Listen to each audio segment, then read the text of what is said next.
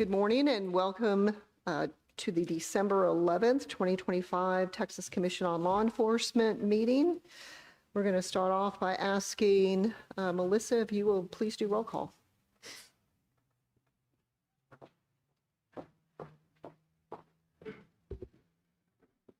Commissioner Kim Lamo. Here. Commissioner Jason Hester. Commissioner Justin West. Commissioner Patricia Burris. Here. Commissioner Jana Atkins. Here. Commissioner Michael Griffiths. Commissioner Justin Berry. Here. Commissioner Connor Harvey. Commissioner Sergio Sines. Here. We have a quorum. Thank you. And let me welcome everyone here this morning in person, but also those of you that may be joining us online either today live or at some point in the future. Just to kind of explain the format a little bit, typically we have our large meeting on Thursday mornings. Sometimes we will have a workshop on Wednesday afternoons, but because we had so much material to cover, we opted to go ahead and split the meeting in two. So we did part of the regular meeting yesterday afternoon, and we're doing the second part of that meeting this morning. So if you're, like I said, if you're here in person or are you joining us online, and the meeting looks a little bit different this morning, that is the reason why. So just wanted to thank everyone for being here. Also wanted to take the opportunity to thank the TCOLE staff. Anytime we do a meeting, it's always some extra work preparing for it, and you have to get here early and you set it up and you stay late to tear it down, and whenever we're out of town it's much more complicated, and we also have travel on top of that. So I know that a lot of extra work went into this. It's already a busy time of year for everyone, so I wanted to thank you all for doing that, but also thank you for being dedicated enough. This is time away from your family, and again at a difficult time. Also wanted to thank the commissioners for traveling here and being here today. For the audience, this is another example of our commitment to traveling across the state to connect with you. And we made that commitment a few years ago, and we try to have at least half of our meetings not in Austin. So we are here in Nacogdoches today. We want to thank everyone here for the hospitality that we received, for being here, and it is a beautiful, cool, crisp day out here in Nacogdoches. So anyway, I know Commissioner Sines flew in this morning and said he had a beautiful flight and we'll have a beautiful afternoon to travel home. So I wish everyone safe travels going. But we're going to go ahead and move forward, and I am going to turn it over to our Executive Director, Greg Stevens. And sir, we're going to let you kick off the staff reports. And I'm going to come over here. I know that some of you have trouble seeing me because of the spotlights. That's all right. I know yesterday expressed a little bit of trouble because of the spotlight that's on you guys. If it's okay, I'd like to kind of double down, ma'am, if I could, on something that you said. It is a heavy lift whenever we travel to set these meetings up, but particularly in the venue that we are here. They had no AV or audio equipment, so I want to especially thank our IT folks and Melissa and Danny for setting this up, because all of this equipment is ours, and we don't typically do that. We can walk into most of the venues we go to and plug and play, and they could not do that. So the effort that they particularly have put into this starting Tuesday, actually, to get this going, and it really is outstanding. I appreciate all of the staff for everything they're doing, but in particular, I just want to publicly during the meeting say how much I really appreciate those folks for getting all this done. This is happening right here because of their efforts over several days, so thank you to those guys. Absolutely. So I'll start off with my report, commissioners. I appreciate the Nacogdoches for having us and bringing us here. The honor guard was great yesterday. So I'm just going to run through some stuff different than normal. I put a lot of Melissa put a lot of my things in your packet, so you've already had it to look at, so it doesn't take as long. One of the things I do is introduce new employees, but we are taking on a lot of new employees, so we're going to run through that a little bit quicker. You have some of their information, and we'll make sure to get you bios of some of those folks. I've had to make some phone calls across the state and apologize and say thank you to some chiefs of police and some state agency heads, because we're taking some of their very best people. I appreciate them having great people that they've trained well, the best of the best, and so really quick, I'll just go down the names. One of our new captains, Sean Johnson, is in field services. One of our new captains, he's a retread through TCOLE. We hem-hawed around, not really. We quickly took back Captain Mike Antu, and then Jake McMurray. In IT, Amanda Cholik is one of our new sergeant investigators in enforcement. Ashley James, IT budget analyst. Diana Hernandez in education's one of our education specialists. Abigail Tateezer is an IT business analyst. Kathy Allen was a temp with us in human resources. She's now one of our full-time employees, human resource specialist. Xavier Caceres, a new sergeant investigator. You've met him. He's here with us. He's one of the ones we got with us right there. Javier, I'm sorry. Dwayne Gerber, I lured him out of Lubbock. He's a sergeant investigator. He'll be out on the South Plains. And Jason Brandis, another sergeant investigator, and Scott Cheshire. He's got a very unique smile about him. He's not really a sergeant investigator, also in field services. We currently have 101 full-time employees and 2 temporary staff with us.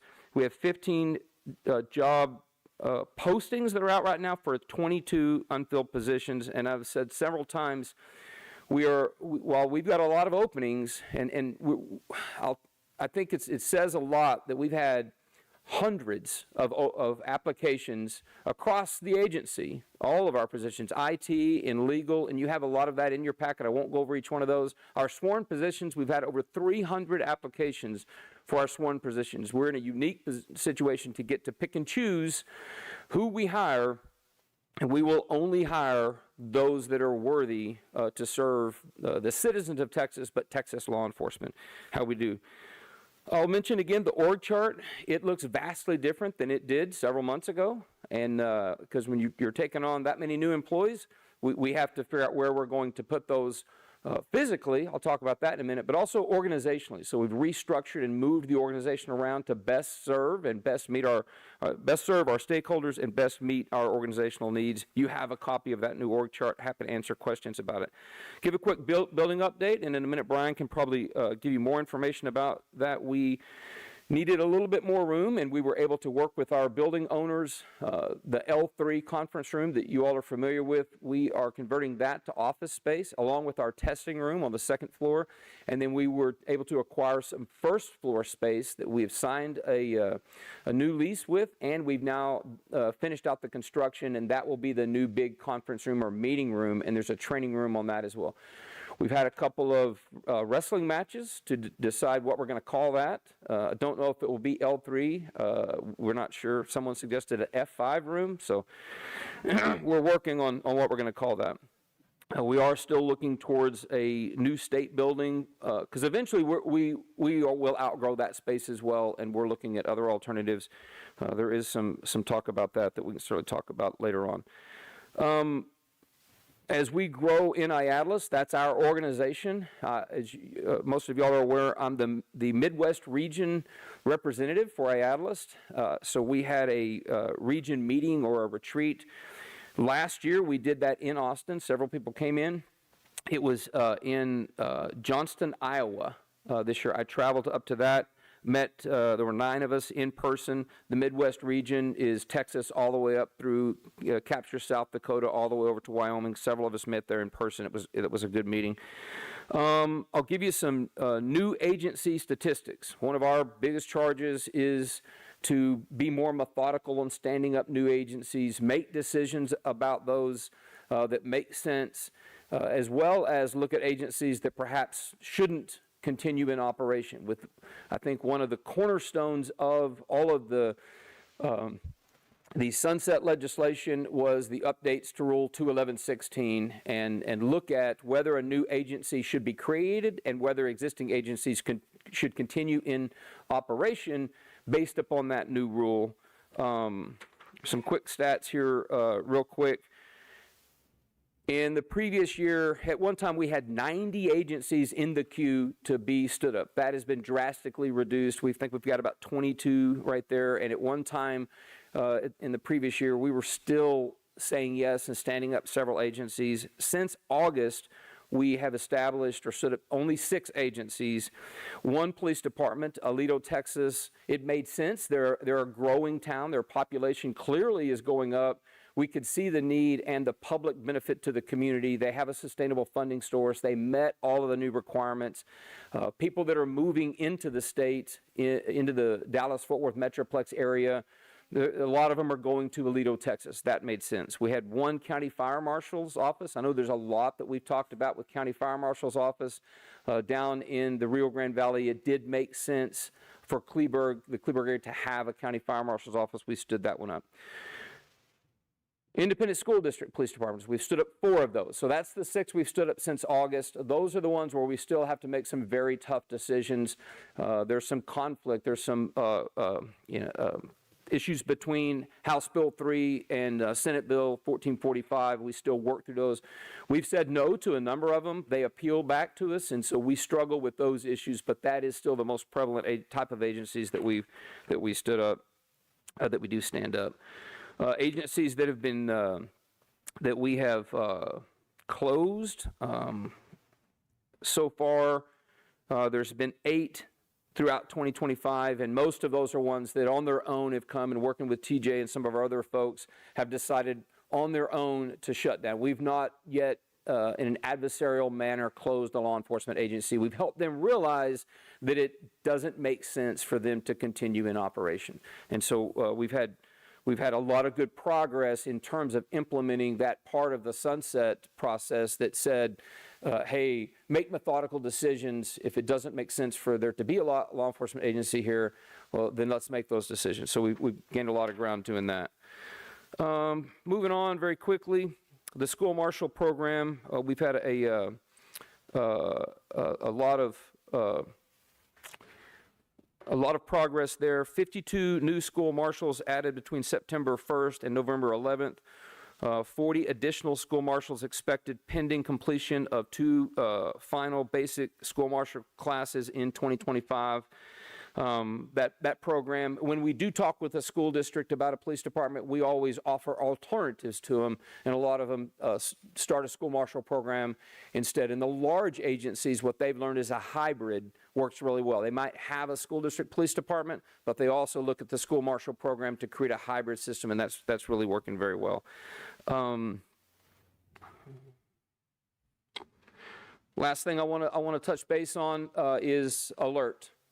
We still are making a lot of great progress. The one big statistic that I want to leave you with, if you recall, one of the mandates is that every peace officer in the state, every single peace officer must have alert level 1 training, the 3311 class or a couple of others, but alert level 1 training, every peace officer must have that on their record before August 31st of 2027. When that started, there were tens of thousands that did not have that. We are down below, as of Tuesday, we are down below 5,000 licensees that don't have that yet. So we're going to meet that goal, and we're less than 1,000 of those licensees that are not appointed. And that's a big number as well, because those are obviously the hardest ones to reach. They have a lot of trouble getting into schools because the appointed licensees obviously are the ones that are taking up the seats in classes. So that's a great number. I want to say thank you to our partners, one, to our staff, TJ, his folks, Cullen and all of his folks, to all of our IT staff, everyone that have helped with that lift, to the Department of Public Safety, to Alert, to all of the agencies that are holding those classes, to John Ray and his folks, everyone across the state that we reached out to in strong partnership and said, hey, this is a heavy lift, and we kind of need all hands on deck to get this done. And from from out here in East Texas, all the way out West Texas through Midland, Odessa to El Paso, into the Rio Grande Valley, to the Panhandle, all of the hill country, everyone has stepped up, knowing that that was a huge lift, and I just can't thank and applaud everyone for that partnership to get us to this done. And you can tell by that statistic, we are going to meet that challenge. That concludes my report, and I'm happy to answer any questions you may have. Greg, I want to echo your comments. I think this was Texas stepping up and being Texas. The way that the state, various agencies and organizations came together throughout the state to get us just to where we are today,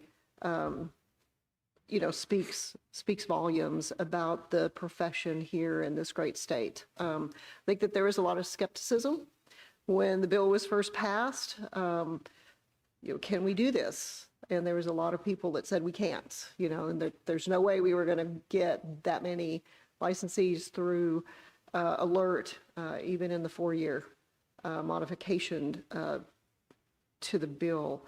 But to be where we are in 2025, a year and a half, little over a year and a half ahead of schedule, or before the training cycle ends, I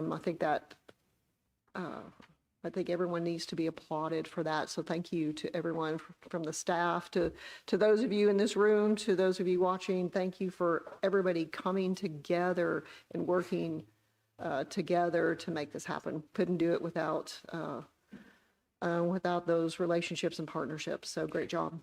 And if I may, a couple organizations I didn't mention who really played a big role was Texas Police Chiefs Association, Sheriff's Association of Texas, the Constables Association, and TMPA and CLEAT. All of them chipped in. Everyone, once you got the flywheel turning, it turned and it turned and it turned. And so everyone, like you said, everyone across the state was Texas stepping up to saying, yeah, we can get that done. Everybody should be proud of themselves.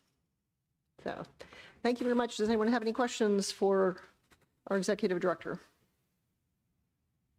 Thank you very much, sir. Appreciate y'all. We are going to now go to licensing and education. Deputy Chief Colin Grissom.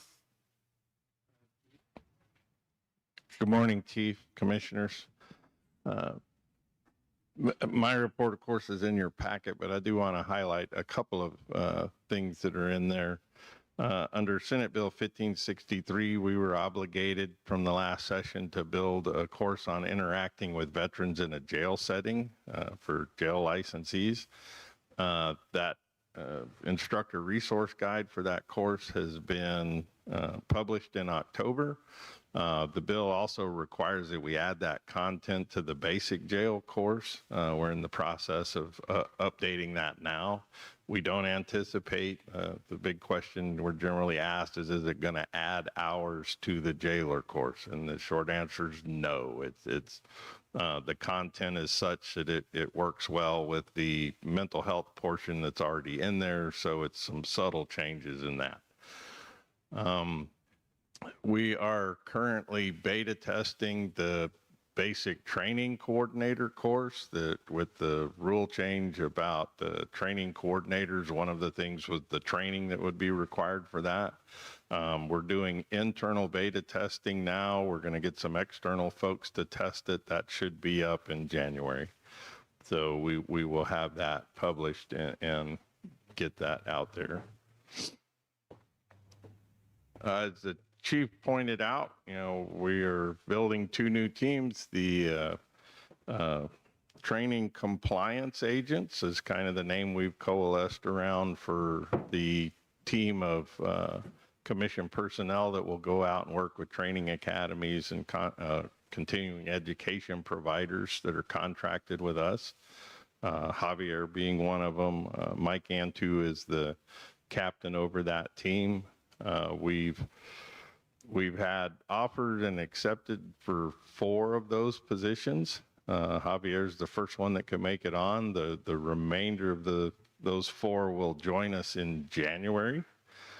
We do have two positions open. We are still recruiting, and in an attempt to regionalize our assets, we're looking for somebody in the Houston metropolitan region and then somebody in the South Texas or Rio Grande Valley region.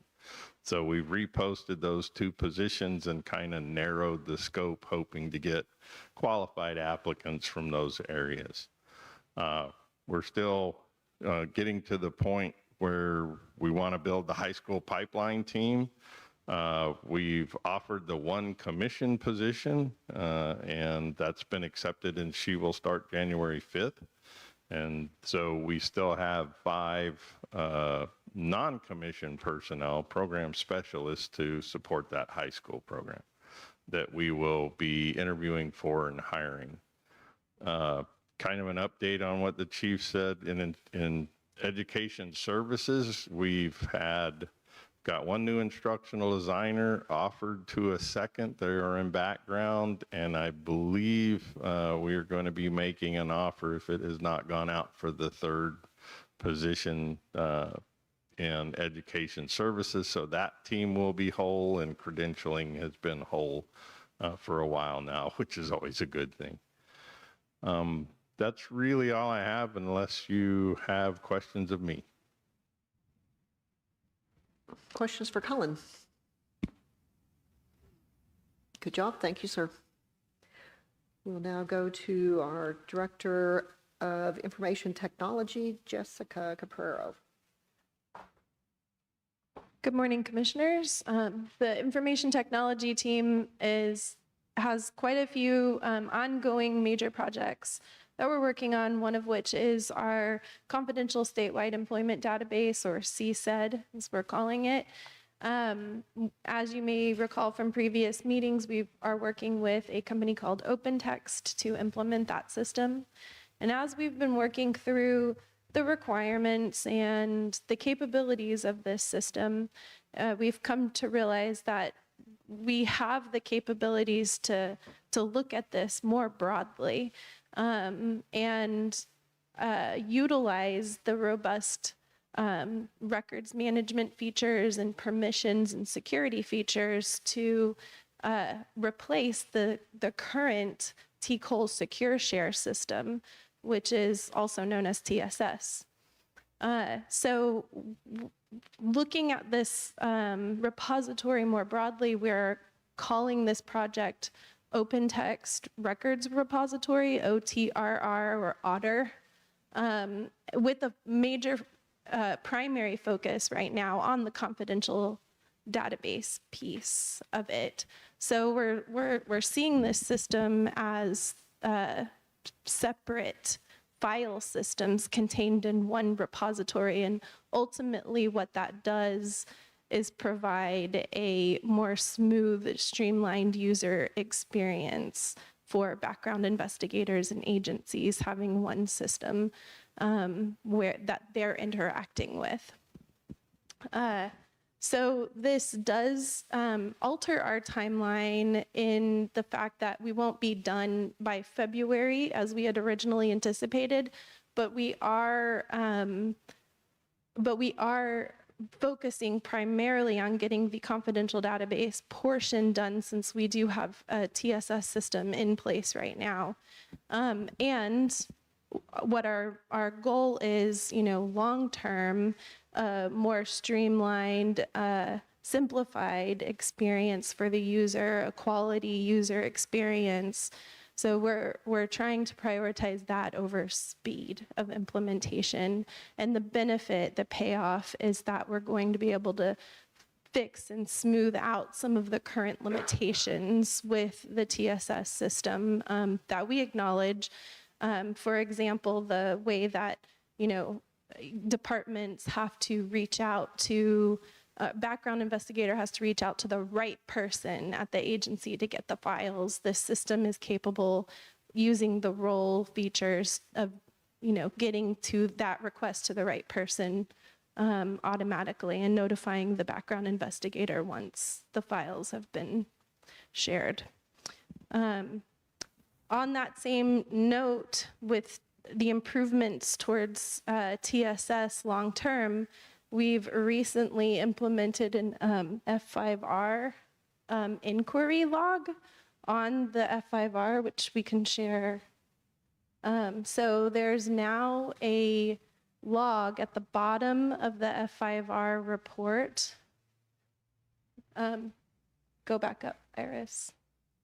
That shows the inquiries, or basically what departments have run an F5R on that individual and the dates that occurred. And that just gives background investigators further visibility into the agencies that are looking into this person that they're thinking about hiring. And the last piece that I have is the annual reporting.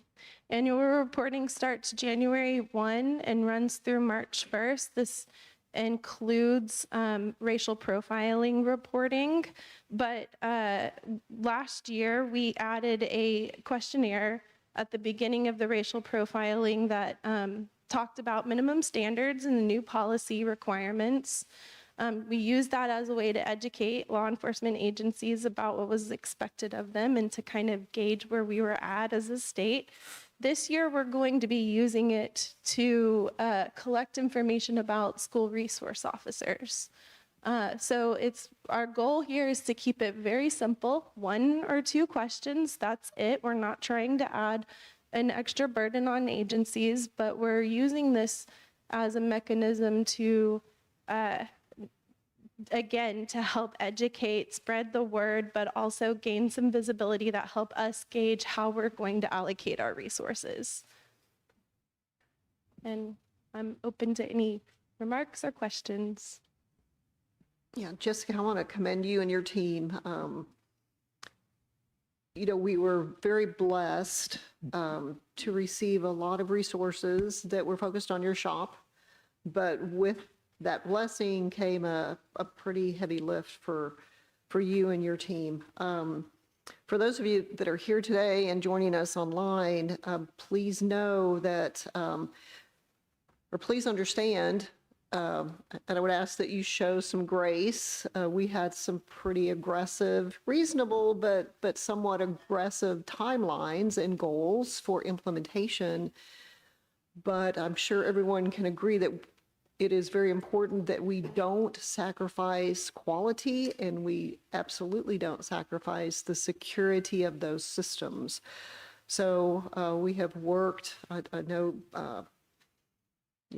Greg and Gretchen have also worked with some of the legislators and the governor's office to keep them informed of the timelines and any changes in the timelines, but the mandate is that we're not going to sacrifice either one of those to meet a deadline. We're going to make sure that it's done and it's done right. And we want to make sure that we give that guarantee to our licensed community. But I also want to commend you because as we've undergone this process, you have listened to what the needs are.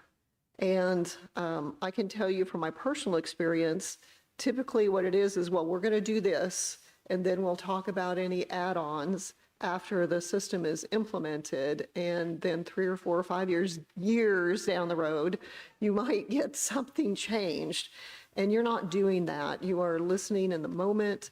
You're making some adjustments. You're listening to what we need, and you're making those adjustments real time. So I want to commend you for that. That's makes everything a bit more complicated. But instead of all of us waiting for 2 or 3 or 4 or 5 years to get some of the things that would be beneficial to us now, you're going to give that to us in the system. So thank you for that. Do we have any other comments or questions? Okay, thank you so much. We will now go to our compliance and standards report with Deputy Chief Vineyard. Good morning, Commissioners. My information in your packet starts on page 35. I'm going to run through a few things basically in the order they appear in the packet. The first section has a breakdown on our wrap-back subscriptions. This has what you normally have with our total number of subscribed and the total number we're not subscribed to. We're subscribed to about 91% or over 117,000. We've got just over 11,000 we're not subscribed to. I believe last meeting, Commissioner West, you'd asked a question about that group. And so one of my compliance analysts helped with a breakdown here to the right that explains how that group is. We've got roughly 5,000 people that were licensed after 2015 that we're not subscribed to. That is a group that it's simply a matter of going in and subscribing to them, committee and the administrative staff. So that's the group we're always working on. There will always be some there as we get new licenses and new appointments and we go in and subscribe to those people. But that group we believe we have control over. There's one agency where they had multiple ORIs and we had to work through that. We've now, I believe we have access to all the ORIs where they were printing. So that group of about 1,500 there is also within our control. We believe we can subscribe to all those. We've got about 2,000 which are not appointed and are not in the system, but under the new rules that require them to be printed with each appointment, as they get appointed, we will get access to the prints and can subscribe to them. So again, we don't have immediate control, but we have a solution in place, I believe, for that group. And then the last group is the group that I believe you're asking about, the roughly 2,800 people that we have that are licensed. Generally, they're licensed and appointed since before 2015. So they've been in one position with one agency for a long time. It's about 2,800 people. There's a breakdown below that shows you some of the agencies where those are, the largest group being an agency that has about 300. So there's not a single place where there's a bunch of these people. This is something we could look at strategies to attack, but it's such a small, the total number we're not subscribed to is small, but this is less than 2% of all licensees. It doesn't seem like a big problem. And those will, again, as they retire, those will cycle out. But most of them, if they get a new appointment now, will capture their prints at that time. So hopefully that kind of helps with the perspective on that problem. On the next page, I have a breakdown on the Target 100. You'll see that there's a total of about 865 non-compliance cases.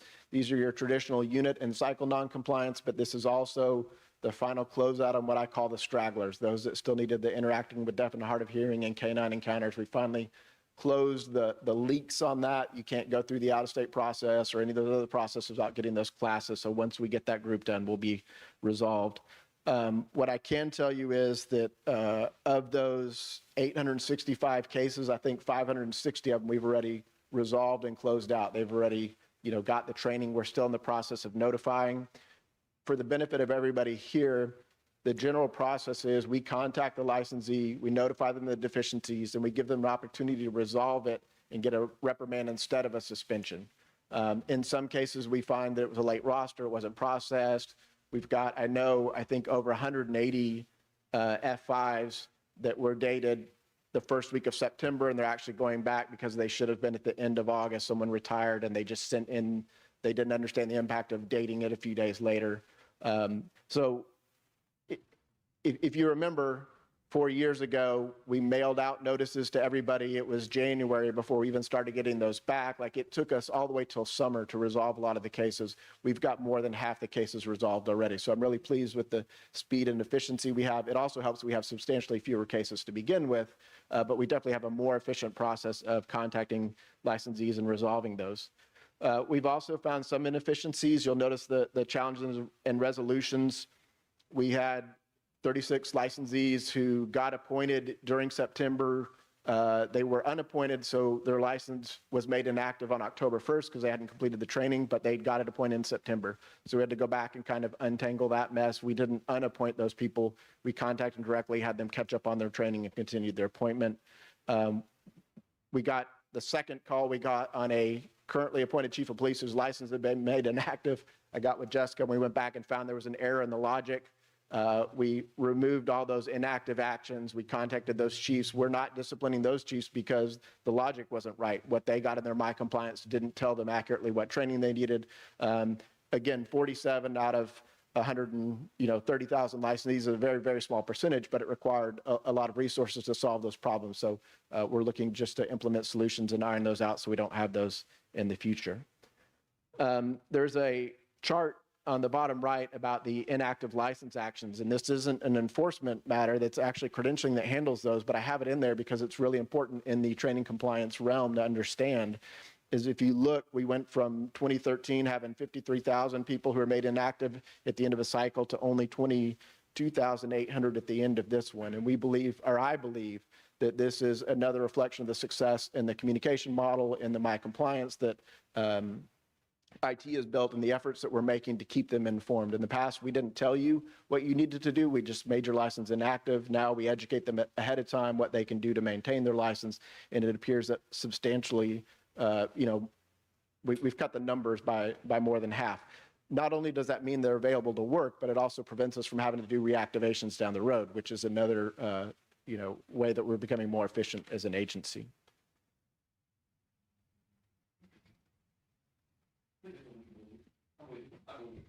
Okay, at least two of us believe it.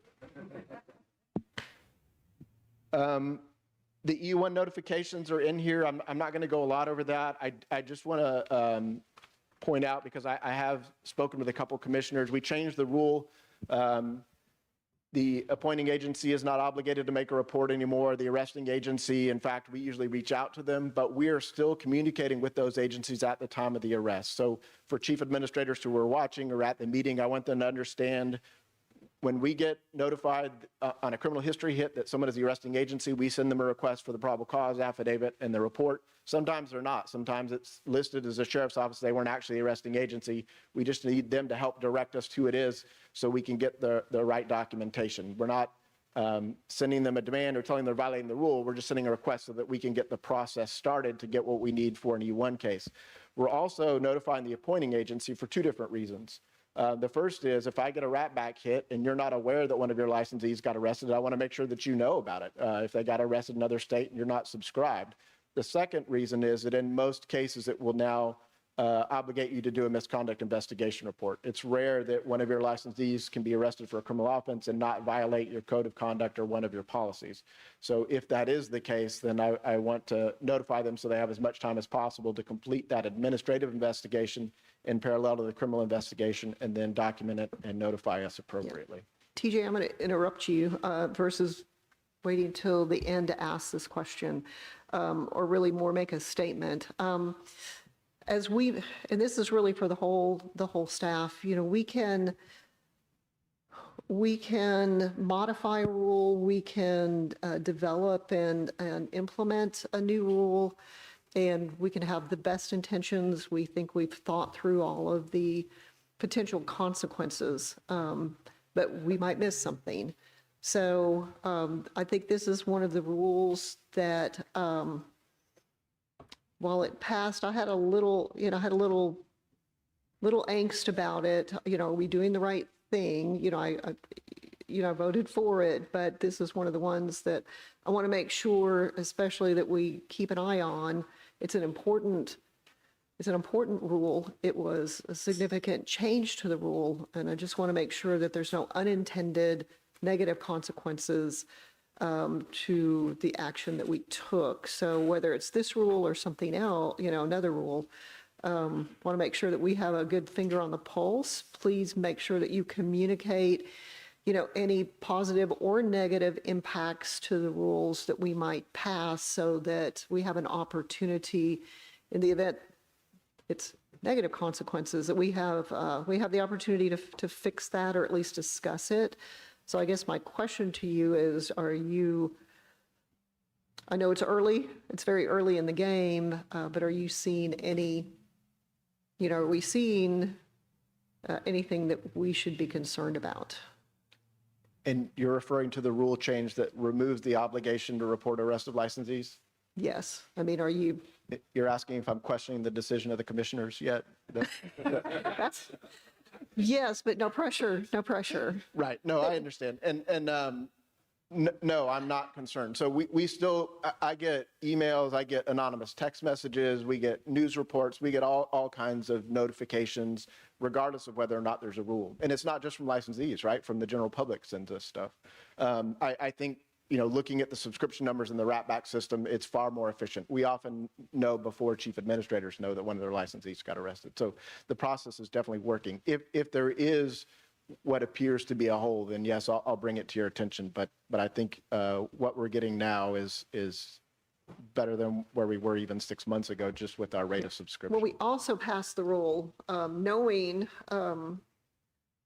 all the extra steps, and I would say that they're extra. They're not mandated anywhere, but y'all are taking a lot of extra steps to ensure that TCOLE is aware of it. And, you know, potentially in spite of it not being properly reported. So we do recognize that and do appreciate that extra work.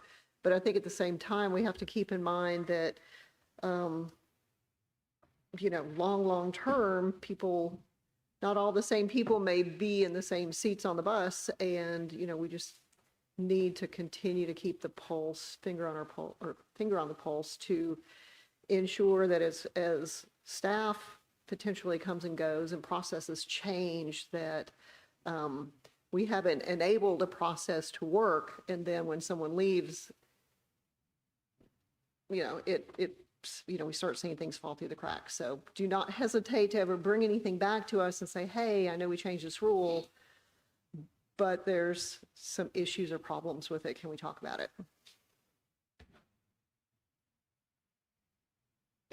Two quick things on that.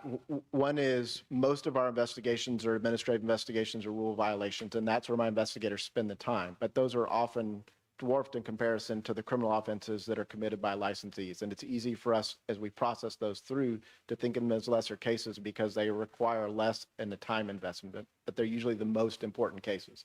And so I reiterate that with my team all the time. And it's largely my professional staff that handle those. It's not even my sworn staff. And sometimes their role is more important. We had a case that there was a mistake in the way that it was processed and it didn't get to legal. And when I found out, we had a meeting and we sat down and they were immediately concerned with how this particular, I'm not worried about how that one happened, except that we are going to make sure there's a process so it can never happen again, right? And we changed the way those were processed and how those are documented to make sure that it doesn't happen again. And that, I think that the rule, and the way we were getting notified that we found a superior way, that we've improved the process, and that's what we're always looking for, is if there is a case that gets delayed or falls through the cracks, and how can we make sure that seam is repaired, but like you said, even if someone else comes in, that they can't make that same mistake. I have a little bit on school-based law enforcement compliance in here. I just want to highlight that another one that I feel like my team has been really successful. We had over 2,000 ISD officers who didn't have the certificate when we first looked at this. We're now routinely down to single digits that you can count on one hand. We have a few agencies where seem to have repeat problems, and so we'll address those at the chief administrator level. I did ask Jessica, and that's why we're looking at agencies that have SROs that are not ISD police departments. We don't have visibility there, but we want to make sure they also have the required certificate. So our goal is to see the scale of that and then find ways to track that so we can enforce it with the same level of success that we're having with ISD police departments, as you can see in the graphs. My enforcement team handles backgrounds for the agency. I think we peaked at about 20 open at one point with all the people we're hiring. Now we've filled so many positions, we won't reach that again, but we still have, in the teens, number of background investigations in progress at any given time. Not directly related to enforcement or field services, but we have continued to work on the Lexapol policy manual for our agency. So we have a general manual that was somewhat outdated and it had a section on law enforcement operations. Our focus on using Lexapol was to build out all the policies, particularly those that are required by TCOLE, pursuit policies and use of force and all those other policies. So we've completed the section that relates directly to law enforcement operations. We intend to push that out at the first part of the year, and it will replace one chapter in our general manual. And then we're going to work on the other sections that affect all of our staff or professional staff, grievance process, leave, handling of equipment, that type of thing, in the next phase of developing our new updated policy manual. I also want to mention our background investigation class. We've had really good feedback from that. I think we've got almost 300 people on a waiting list just based on word of mouth. They're going to put that on in Dallas. I think DFW Airport offered to host us. They're going to do that in December. I've asked the captains to make sure that at least once a quarter it's taught in Austin, so that, a chief administrator wants to have someone new start doing backgrounds, they know I can send them to Austin and do that. The goal is going to be that they're teaching it about once a month across the state, but at least once a quarter it will be in Austin. And we're going to start involving more of the staff in the delivery of that program. I've got notes on field services. There's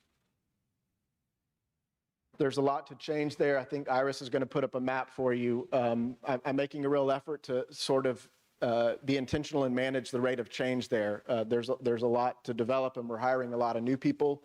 And so that is the big focus right now, is hiring and filling those positions and getting those people up to speed. Captain Sean Johnson is a new captain, and he's worked with Richard Gutierrez and Derry. Obviously they have tons of experience. And they came up with this new map where basically Sean and his team will be in Northwest, and Richard and his team will be in the Southeast. Several of the regions will have 2 FSAs. They'll have an Alpha Bravo kind of setup where they'll cover half the region, but if the other one's not there, they can help out. They identified regions where they felt that was beneficial, and then regions where they didn't think it was necessary. One of the concepts that we are implementing is a specialist in the Northwest and a specialist in the Southeast. I anticipate as we start doing agency inspections and find people who aren't meeting the standards, that there are going to be common problems shared between agencies, and rather than the FSA having to work. So for right now, if you have deficiencies in an audit, you have to work with the FSA to resolve those deficiencies. Those problems at an inspection could be more complicated and more long-term, and so the specialist is going to work with agencies in order to get up to speed. I think they will also be involved in helping new agencies. We're going to do what we envision as sort of a workshop to help them understand what the expectations are and what their options are available in place of creating a new agency. And those specialists will probably also help with training. So there's been the question of, if we get everybody up to speed and all the agencies are doing great, would that position go away? But certainly there are other roles that they could fill, but the focus right now is getting everyone to meet those standards under 211-16 and empowering those specialists to help those agencies that are behind. We've got several new FSAs that started this week and are getting up to speed. A compliance analyst and enforcement is working with them to help develop ways to track agencies that have gone unstaffed or that have gone for a long period of time without chief administrators, just so that they can see that information more easily. There are 2 other important things that I want to talk about briefly, not just for you, but for anybody who's watching. The first is, I'm working with the compliance analyst. The rules require that a temporary jailer be enrolled in training within 90 days of appointment. There are definitely some agencies where people are not getting training. They're going an entire year working as a jailer without engaging in any licensing training. And I don't believe that was ever the intent, is that you could work without getting trained, that you can work while getting trained. The change in the rule that requires an A5 on separation of licensing course gives me the ability that anybody who's been a jailer for, say, 6 months or a year, at some point I should either get a roster that shows they completed the class, or I should get an A5 showing they did not complete the class. Both should have a start date, and that start date should be within that first 90 days. And so we're going to start tracking those across the state and looking for agencies that are routinely missing that mark. I understand, especially for some of the large sheriff's office, that is going to require a change in the way they're operating. And so I'm trying to talk about it as much as I can, make sure everybody's aware of that expectation. If there are large agencies that are going to have to make substantial changes, then we may sit down and map out what that timeline looks like and how long it's going to take, so we all know what a reasonable expectation is. I'm not going to just start doing it tomorrow, but I want everyone to understand that is going to be a focus, because we know that there are jailers who are going a year or more and never getting basic licensing training, and I don't believe that was the expectation.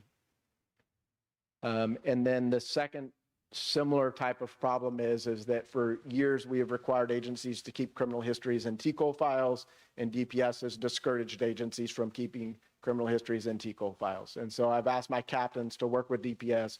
I don't want us to be recommending something contrary to what DPS is recommending. There has to be a solution or middle ground where we can be recommending the same things. And so we're working on what that will look like. I think in large part, it may be encouraging agencies to keep their files digitally instead of on paper, which is, again, it's like the example that Jessica gave earlier. She uses fancy words. To me, it's, I need to go to the cleaners and I got to pick up my dry cleaning, but I'm not going to make a special trip. But later when I go to HEB, I'll stop at the dry cleaners on the way. She spotted opportunities, things we knew needed to be fixed, and we're incorporating that in bigger plans. This is one of the things, if moving people towards digital storage of their files will help us get in compliance with what DPS expects. It will move us towards what Jessica's trying to do in the long run with the records repository. So we're just trying to make those pieces fit together where we're giving the same advice that DPS is giving. That's all I have, unless you have any questions. I don't have a question. I just want to make a statement. I appreciate all the effort. I know that your team and Jessica's team have worked really hard to put this data together. And every time we ask for specific points of data in the packets, you guys are coming together and finding a way to make that happen. And the data is good. And I know 5 years ago wouldn't have been possible. So all the work that from Sunset forward has really done a lot for us as commissioners to understand what's happening in the agency on the day-to-day that we're not there present for. So you guys have done a tremendous effort and work here to get us to where we're at. So thank you very much. Thank you. And now that you gave me a minute to look at my notes, I did miss one thing that on the target 100, when we break down the numbers, so we do this, I send you this stuff so much before the meeting, but I think it really is important for you to understand. Out of the 863 non-compliance cases, we anticipate about 4 of those are going to be what we call third strike. So 2 prior non-compliance that they risk loss of license. But again, 4 out of 130,000 is not very many. When we look at the training compliance and give them 60 days, we have, I think, roughly 10 to 15 between constables and chiefs that still need limit training. So we have them schedule the first available training and then we set their deadline based on that. But we have the cooperation of those training providers. But it was so much more difficult 4 years ago when we were doing all this on paper. Now we can immediately separate those out, identify solutions, contact them, and get them engaged in the process and potentially have them resolved in a few months, whereas before it took us, 3 to 4 times as long. Any other questions or comments? I have a question going back to the school-based law enforcement. I know that what I heard you say was that probably more of a challenge working with the situations where either a municipal or sheriff's department embeds an SRO into the school versus the ISD departments who seem to be pretty dialed into what the requirements are. Is there anything that we can do to help you get the word out or get the messaging out? Because I know occasionally I'll run across, for example, I was at a North Texas police chiefs meeting and talked to a police chief there that was unfortunately completely unaware of the requirements. So we had a little educational moment and is there something that we can do, to help you, or is there something that we as the agency need to do to get that word out? I don't know how big of a problem or issue it is. Just let us know. And I don't think any of us know how big, but that's why Jessica made the question, right? We'll know exactly how big it is once we get the annual reports done. That was the goal of that, to figure out what kind of effort we need to make and how it needs to be focused. LEMIT does engage us in the process for the new chief development training and that. And so that's one of the things that will be incorporated there, as well as many other places. I think most of the agencies are doing it and recognize it, but we just need to get some visibility into exactly how many SROs there are outside of ISD police departments to make sure they're there. And then we have the additional challenge of people who are working at schools as extra duty jobs or part-time or occasionally assigned there, and how to deal with those. But we have dramatically simplified the process where now if you take the 2 classes, the certificate awards automatically. You don't have to send in a fee. You don't have to send in a form. You just have to go to the training. And of course, 3311 is one of the components, which everyone will have by the end of this training unit anyway. So we're attacking it from several different ways, and I think the problem is getting reduced every day. And I know our friends and partners from Sam Houston State and Leavitt are here with us today. So I just wanted to point out that this is a great example of, well, first of all, I want to thank you for the time that you've given us or given TCOLE to speak in the various management and leadership courses that you provide. And this is a great example of how important it is to have that time so that we can educate, chief administrators on what their duties and responsibilities are to be compliant with the rules or statutes. So just wanted to do a quick plug and thank you for the time and just show you a real life example of why that, how that time is spent and why it's important. So thank you for working with us on that. So any other questions? We will go now to Government and External Relations with Director Grigsby. And good morning, Commissioners. I just want to tag on to something that Commissioner West said. If for those of us who have been around TCOLE, whether on staff or on the commission for a while, to look at where we were pre-sunset and where we are now really does boggle the mind. We have advanced in a number of ways that I don't know that any of us could have foreseen, but it's a very, very exciting time to be part of this organization. You have my report in your packet. I just want to highlight a couple of things. Of course, we've been working through the nuances of the Uvalde Strong Act, HB 33, and I think, finally have some fidelity on where we need to be with training requirements, and we'll be putting some communications out in the next few days on particularly the training for supervisors that may oversee the response to an active shooter incident and for public information officers. So look out for that in the next few days. And that'll, of course, be sent out via Gov Delivery and the next issue of the briefing and some social media campaigns as well. We really do want to get the word out about those training requirements and what they're going to be. As you know, we transitioned to a public information request portal through GovQA right after the conference adjourned. So we launched that on September 29th. It's been a really great tool to use so far. One of the features that it provides for requesters is the opportunity to see where their request is, whether it's in progress, whether it's been responded to, received. So that's, I think, a really good transparency tool for them, just so they can kind of monitor where that is. It also provides a really streamlined way for Sarah Beth in our open records coordinator position to request additional information from staff and coordinate on responsive documents. So it's been, I just wanted to give props to her because she really took that system and ran with it and getting it implemented in our agency, and it's worked out really, really well. Additionally, in the records field, Camille Stone-Stanton has been interviewing for the two full-time positions. The two temps that the chief mentioned are currently in place until the end of the month to work in those records analyst positions, and we have offers out for two full-time people, so they're in background now. So that team is being built out and should hopefully be fully staffed here soon. One thing that didn't make it into my report, but I know some of you have been kind of periodically checking in on, is the records retention, or excuse me, I'm in the records retention phase, the recruitment and retention website that we were directed to coordinate with the Texas Police Chiefs Association. We're in the final phase of clarifying the contracting process with the comptroller's office. So we expect to have those questions submitted to them and clarified soon, and hopefully be able to work with them and get that off the ground.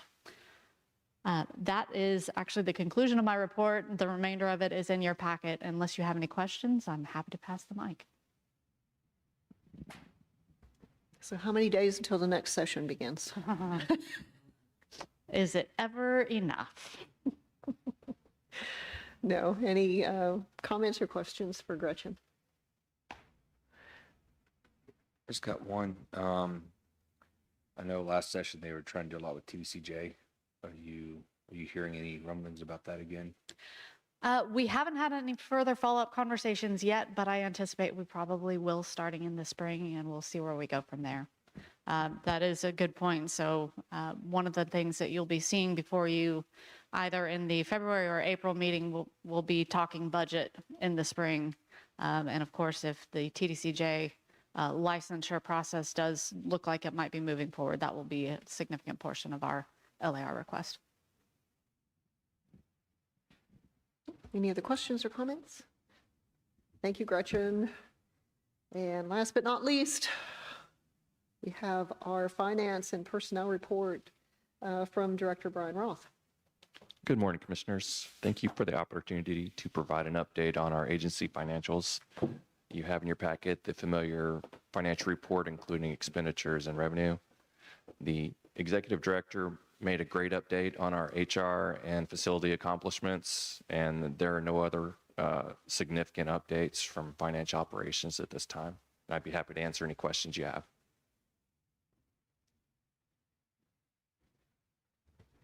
Questions or comments?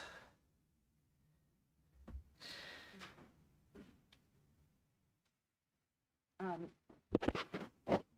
just kind of have a general, this is concluding all the reports, all the exec team. Listening to, and, you know, having looked at all the information,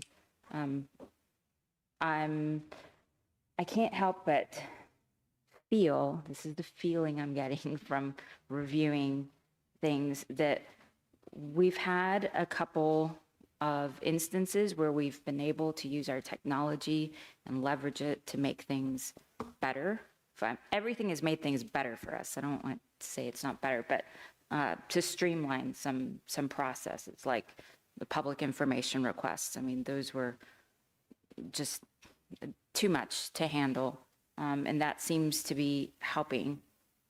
I am a little concerned with, you know, every time we are able to utilize these tools in a way that we really wanted to drill down and figure out where do we have deficiencies, where can we plug holes, how do we use this information to be better and do better for our regulated community, but also the public at large.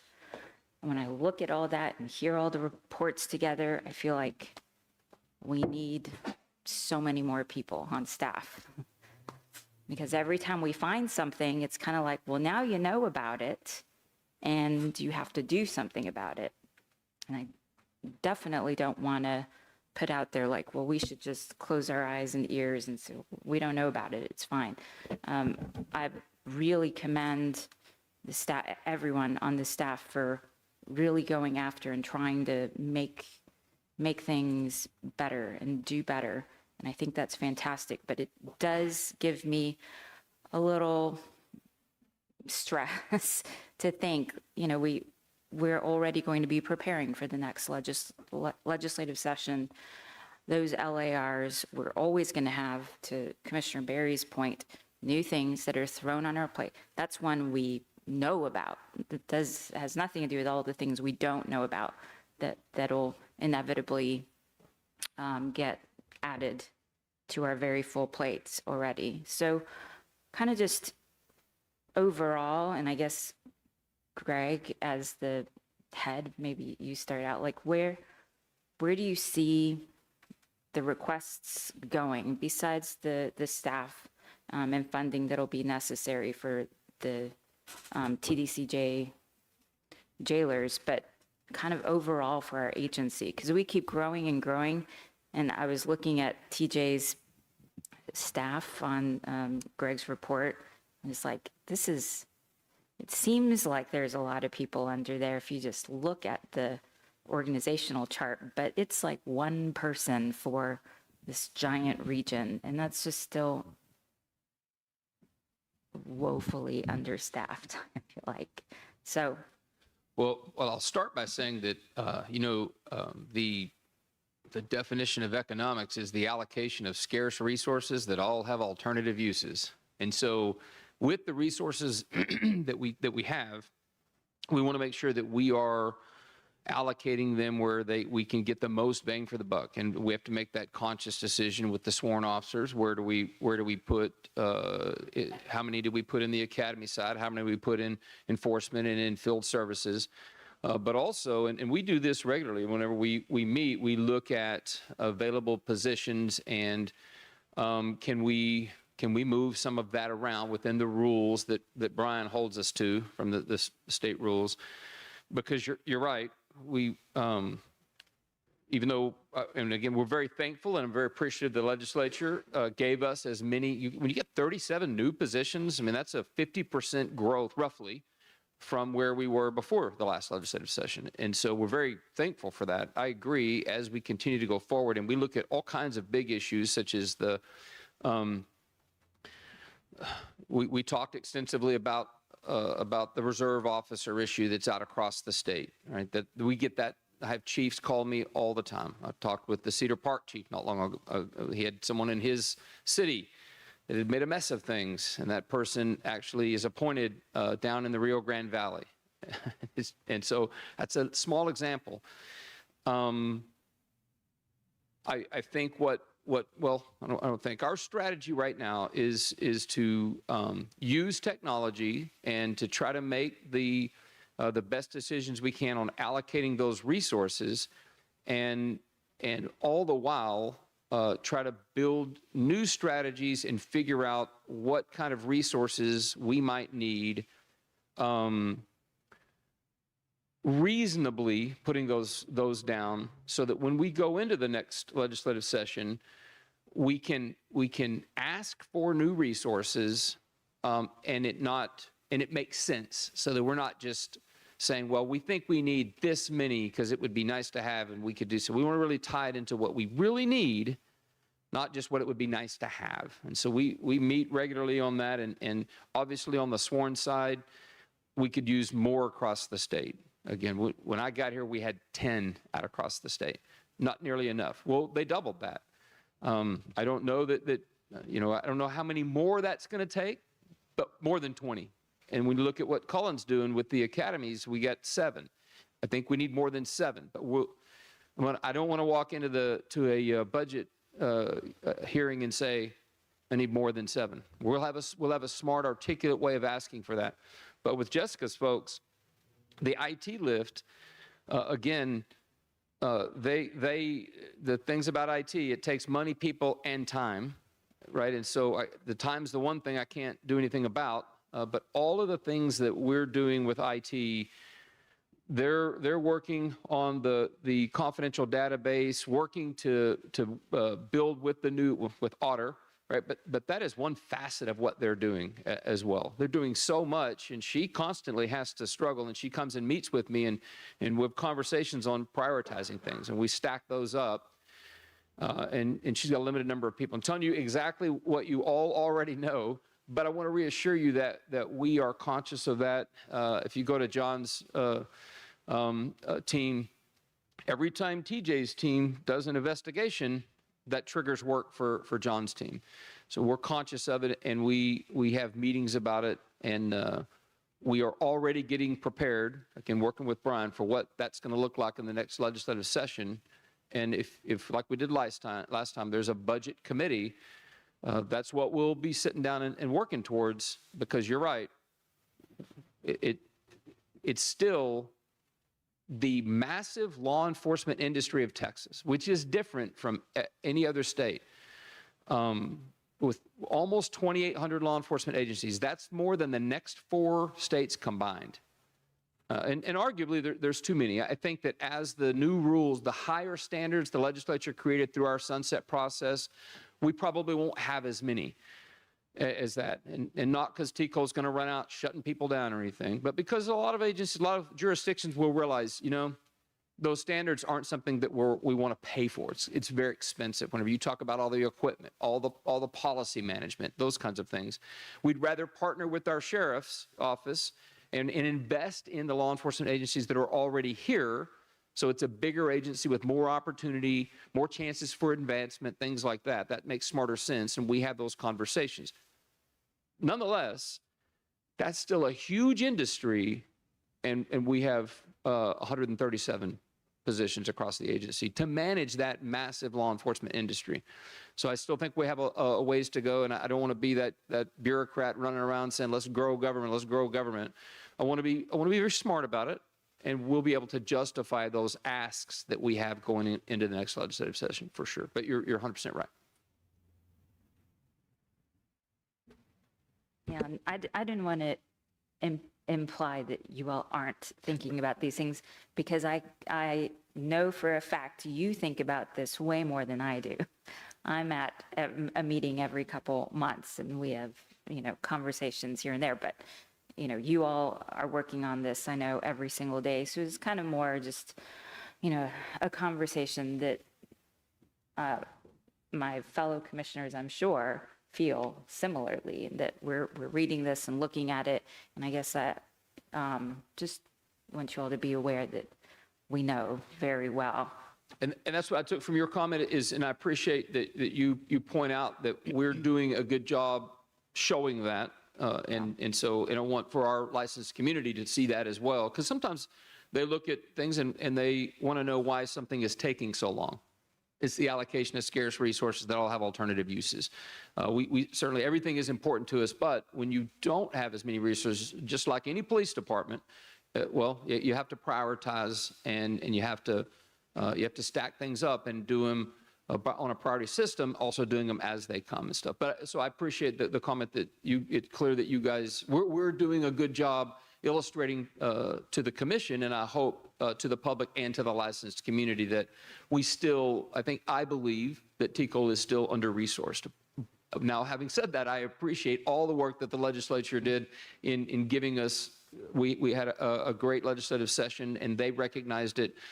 They gave us a lot of resources, a lot more funding, because they see the need. We were able to illustrate that there is a lot going on in Texas in terms of raising the standards and professionalizing law enforcement in terms of accountability, but really that is supporting the agencies that are out there towards meeting those new minimum standards. Thanks.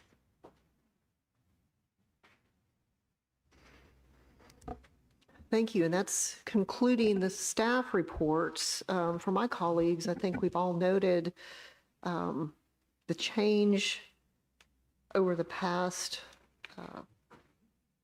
few years now in the amount and quality of the data that we've been given. One of the components of our strategic plan is for us to really dial into and focus on making data-driven decisions. And through your hard work, we're able, I feel, to make a lot more decisions, but also a lot better decisions. To speak to your point, Commissioner Burris, I think it's also been incredibly advantageous of telling the story to our partners, saying this is what we're doing, but probably most importantly to the legislators and the governor's office of, you have entrusted us with, you've given us and entrusted us with these, new positions with this level of increased funding. This is what we're doing with it. This is your return on your investment. So I want to thank you all for that, but I'm also going to challenge my colleagues here that putting together this data takes a lot of time, a lot of work, a lot of effort. So I want to make sure that we're giving feedback to Greg and the team on this is helpful, this is useful, this is why, because I think oftentimes it's important to understand why and what we're doing and how we're using the information to process or communicate to people that come and speak to us. But I'd also challenge you, if there's data and information that you're not using, that you don't find helpful and useful, again, if it's one person, Jessica is going to have to go back and weigh, okay, well, if others are using it, we're going to continue to produce this. But at the same time, if the majority are not using it and staff's really not using it, then we need to take that off the list. And I'm sure it'll be replaced with another request for data and information. So if we could just make it a point to give feedback to Greg and Jessica on what we're using and what we're not using, that would be helpful to them. So We are now going to move to agenda item number 5. And I am going to ask Cullen to kind of kick us off with this. I want to commend you and our partners at Sam Houston. This was a heavy lift. It's a work in progress, but I know it's a project that there's a great deal of interest in across the state. So I know everyone's excited to to better understand the progress of this project. So if you could kick us off, I'd appreciate it. Thank you. Anytime you build a licensing or a pre-employment training event, it should be based on an analysis of the job that training is supposed to prepare somebody for. The Commission on Law Enforcement has not had one of these in an extended period of time. And so we contracted with our partners at LEMIT at Sam Houston State to provide a statewide job task analysis for the position of a basic peace officer with a focus on most of the people that graduate the BPOC go into a uniform patrol position. That's not always the case, but the largest majority do. So Dr. John Ray and some of the research staff that are with us this morning, and they're going to do a short high-level presentation of the process and the findings of that job task analysis. And as you come to the podium and speak, if you could state your name and your position in relation to the study for the record, that would be most appreciated. And thank you for being here this morning. Yes, ma'am, and thank you all. Good morning, Commissioners. I'm John Ray, and I serve as the Executive Director for the Bill Blackwood Law Enforcement Management Institute of Texas. And as Cullen indicated, I have the privilege of speaking to you on this particular agenda item, which the content of which hadn't been before this commission in some decades. So it's a real honor to be able to do that. I'm going to give you a quick background and then introduce the research team here. And they'll, as he said, provide you with informational methodology and high-level overview. As Cullen said, last February, the commission did approach us, engage LEMIT to conduct this analysis. And it, as he indicated, is going to provide some important information that will be needed to kind of inform discussions in the BPOC curriculum. I also want to add that LEMIT has a long history of supporting Texas law enforcement, not only through training, but applied research, evidence-based research, model policies, and best practices. Projects like this highlight the importance of this collaboration between LEMIT and TCOLE, and we look forward to this continuing this collaboration. I did want to introduce the team, especially to not just the researchers on this project, but you need to know Dr. wherever he went. There he is, Dr. Jason Ingram. Dr. Jason Ingram is our LEMIT Research Director. He succeeded Dr. Bill Wells, who went on to a university in Colorado to be a dean. He is the chair of the Criminal Justice Department and at Sam Houston State University College of Criminal Justice, which I might add is only one of 2 colleges of criminal justice in the United States, Sam Houston being one, John Jay in New York being the other.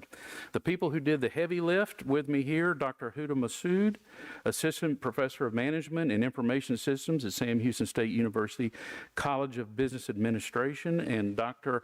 Javier Ramos, Assistant Professor of Criminal Justice and Criminology at Sam Houston State University College of Criminal Justice.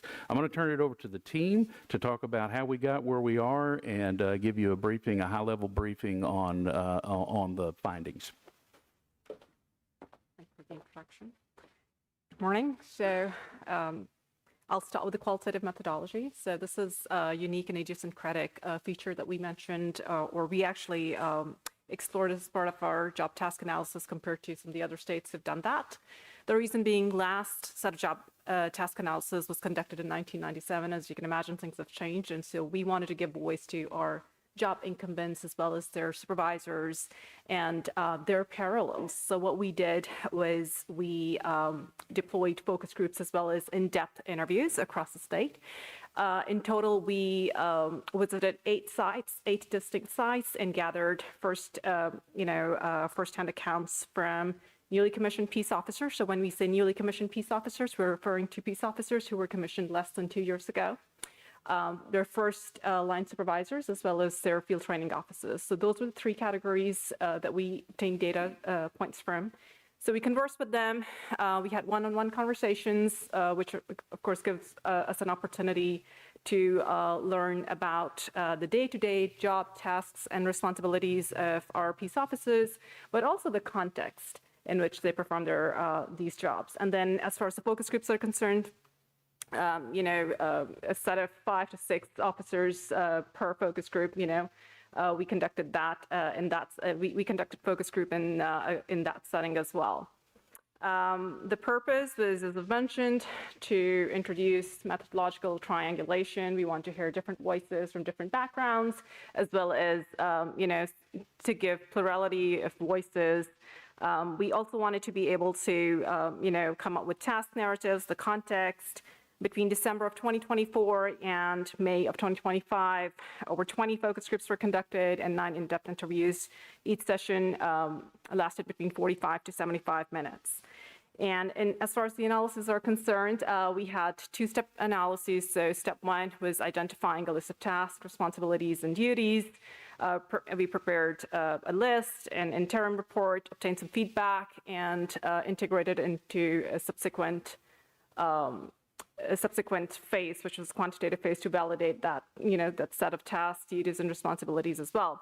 But then there was another follow-up ad hoc analysis where we looked at, the transcripts, the line-by-line transcripts of all that information that was collected as it pertains to BPOC. So what does that mean, as far as BPOC is concerned? And what are some of the blind spots? Where are, some of these job incumbents feel short, right? So as far as the job readiness is concerned. In terms of qualitative analyses, we had 3 distinct phases. We prepared data, so the entire research team was involved. At that point, we moved forward with the organization phase, and last but not least, the reporting phase as well. Just want to give you a very higher level overview of what the analyses look like as far as BPOC is concerned. So number 1 theme that we've identified is officer safety. So awareness surroundings really important, and safe use of equipment as well as weapon management. We did identify some routine procedural activities. So again, the best interest of time, I wouldn't go over the entire list, but if you were to bucket it, service calls being one of the major ones, but also officer-initiated investigative calls. So those were some of the things that kept coming up. So we did see saturation that, navigation skills, we're looking at equipment use, as well as emergency medicine administration. And overall, as far as enabling competencies are concerned, we did identify generalization and critical thinking in, generalizing things that have been learned, at the academy as the job incumbents are expected to apply that to jobs as far as transfer is concerned, knowledge transfer, all those things. Communication was identified as a major theme here, and we want to talk about it because there's different aspects of communication. So starting from intrapersonal communication, so scope of job, how you identify what's your perception of the job you perform on a day-to-day basis, what's the significance of what you do. So that was one of the major sub-themes. We did identify interpersonal communication. So by interpersonal communication, we're referring to workplace communication, inter-department and intra-department communication, and then communication with public. So how do we approach 2 individuals and initiate a conversation, right? Verbal de-escalation, effective listening skills, public speaking skills, so on and so forth. We did identify a fair amount of modernization. So by that, we mean use of technology. So the good, bad, and ugly sides of technology, right? Use of social media, we're talking about over-reliance, we're talking about sharing or oversharing political opinions on social media. But also we talked about the use of social media in investigations, okay?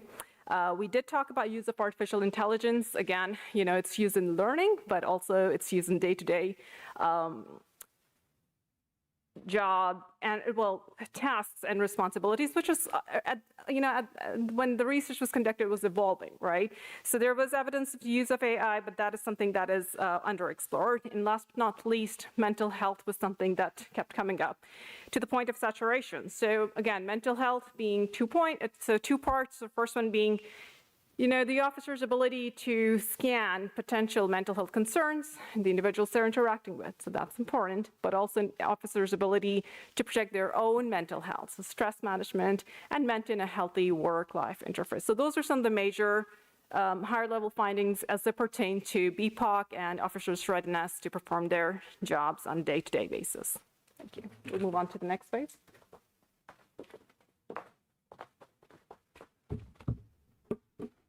Hi, good morning. First, I just want to express my appreciation to TCOLE for being able to participate in this project. Typically, research for me involves, analyzing data behind a computer with really no public policy implications. A lot of what we do, we like to jokingly say, we're fighting crime behind a computer, but and being involved in this project and being able to see kind of the fruits of the work and how it would be able to influence public policy was really a rewarding task. So Huda handled the qualitative side of the project, and for me, what I worked on was the quantitative side. And what that specifically involved was doing quantitative surveys with municipal and county sheriff's offices. And so this is a part of the task that had been done in other job task analysis conducted of peace officers in other states and other jurisdictions. So I kind of had a little bit of a roadmap to follow. So essentially what we try to do is we try to identify both those most common or frequent job tasks, job duties expected of peace officers in the field, as well as those most critical ones as well, because we know there's a lot of critical tasks that maybe don't occur frequently, but if they're not performed effectively or competently, they can have very serious consequences. And so in total, we identified 262 job tasks. That was based on reviews of prior questionnaires from other JTAs from other states. We also worked with TCOLE to review the questionnaire or the survey specifically. Some of the work that Huda had done with her qualitative surveys also informed the quantitative questionnaire as well. And so it's 262 job tasks in total, covering topics such as traffic, patrol, criminal investigations, report writing, etc. But one of the main goals with that was just trying to minimize the survey as much as we can. We know the state of policing or the policing field, peace officers are expected to do almost everything. And so it was a big task of this was trying to get a comprehensive understanding of those most frequent and critical tasks.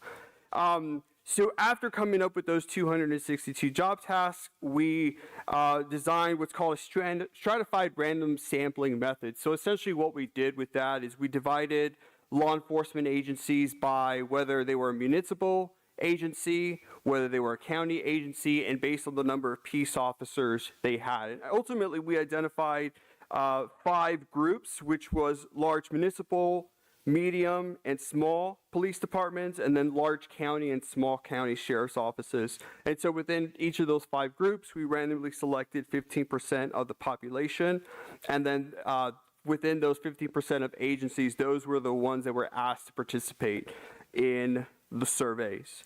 Ultimately, we got some pretty decent response rates. So it was about half of the agencies that participated or who were sampled actually participated in the surveys. And then in terms of who we surveyed specifically, we were looking at newly commissioned peace officers. So as Huda said, those were any peace officers with less than 2 years experience, as well as supervisors, predominantly first-line supervisors and field training officers. So in total, we had about 136 peace officers that were surveyed and 276 supervisors for a total sample of 412.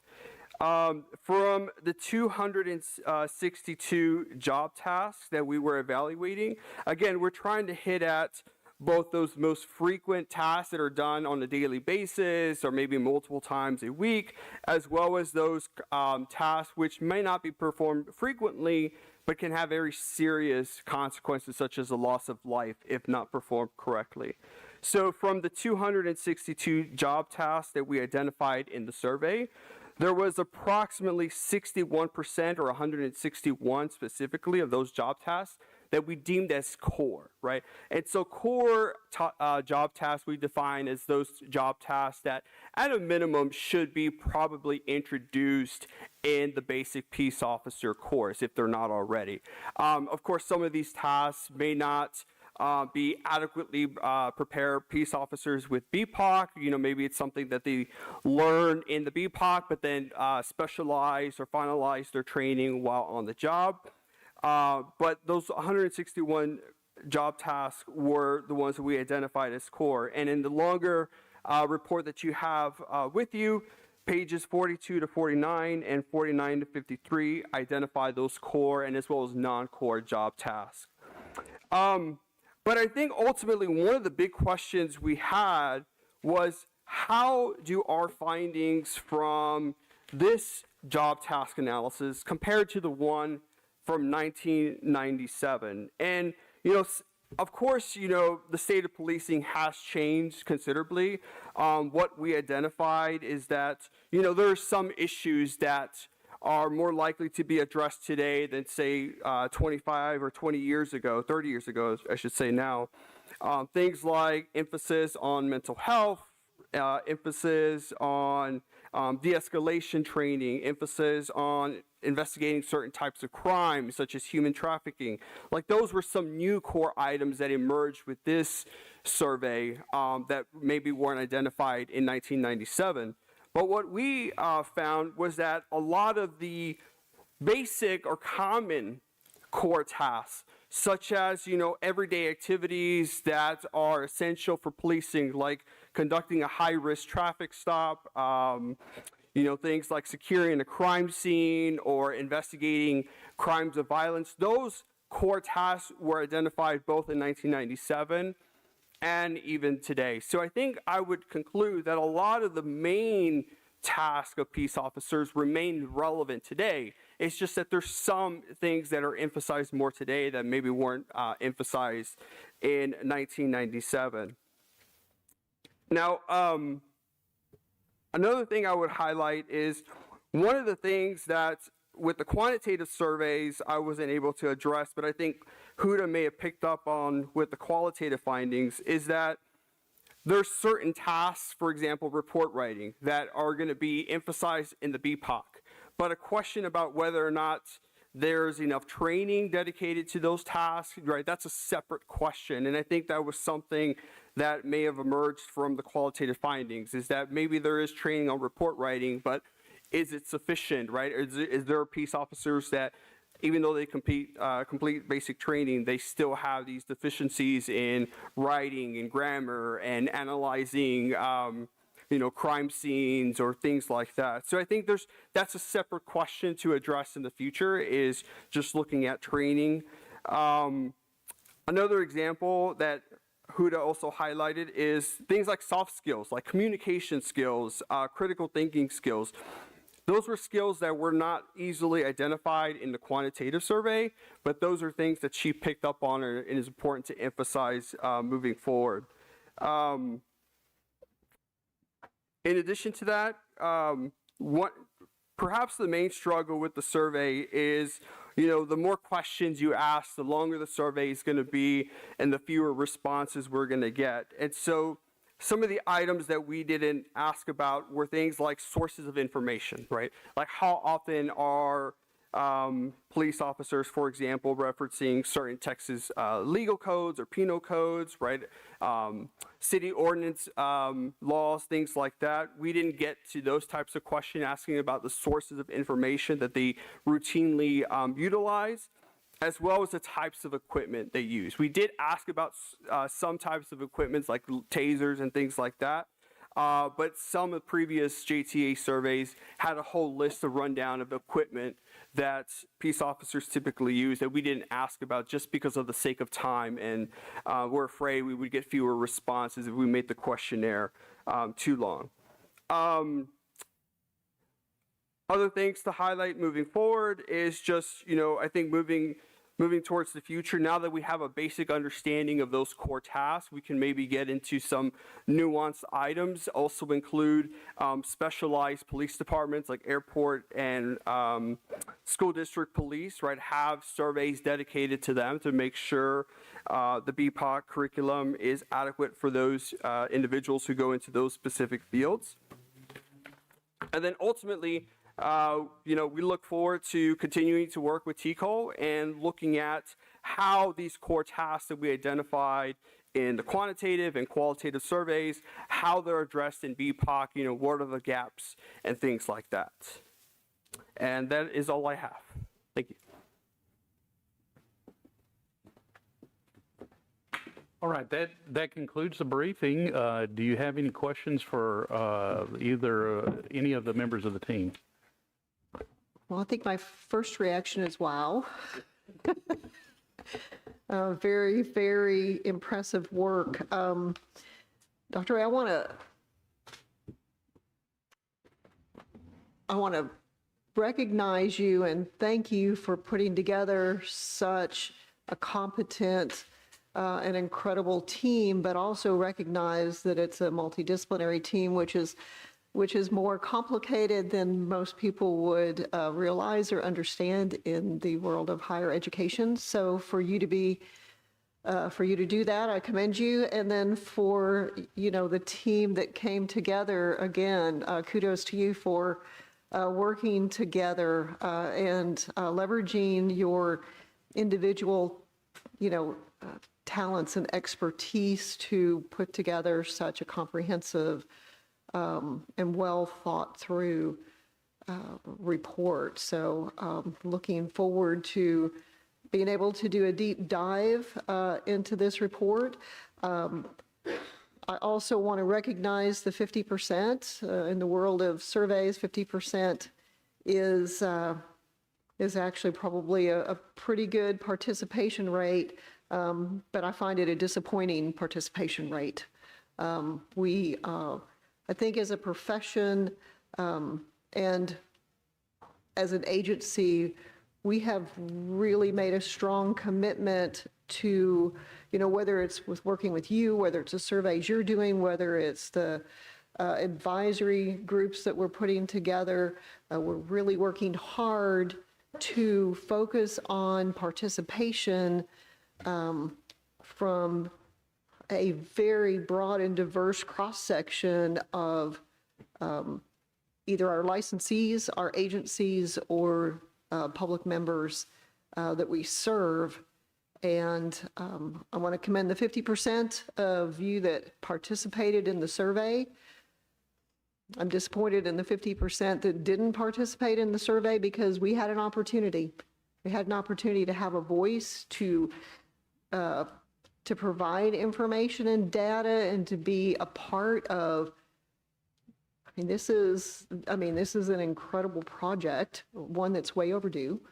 But this will drive the decisions that are made by individual agencies as well as TCOLE for years and years to come. So anyway, thank you for the incredible work. We look forward to, like I said, doing a deeper dive, and I'm sure that we'll have some more questions. And we look forward to continued conversations with you all. Thank you so much. Yeah, I would also like to thank the commission. You hit the nail on the head. Response rate is everything when you're talking about research.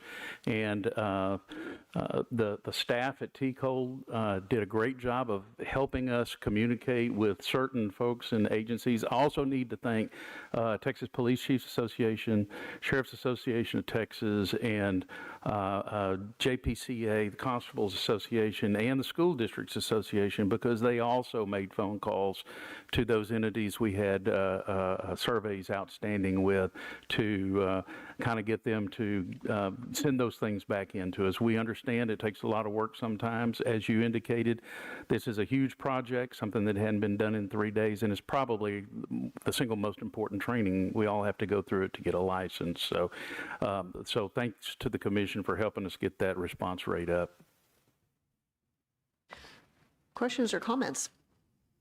I just want to say I'm also very proud of the work you guys are doing and excited to read through y'all's report here. Like I said, being a Bearcat myself, I am glowing with pride right now. You guys are doing a great job. So I just want to say thank y'all for this lift, and to all those groups too that helped y'all get the responses that y'all needed to do, I think, a very good job. So I just want to say thank y'all. Good job. Thank you.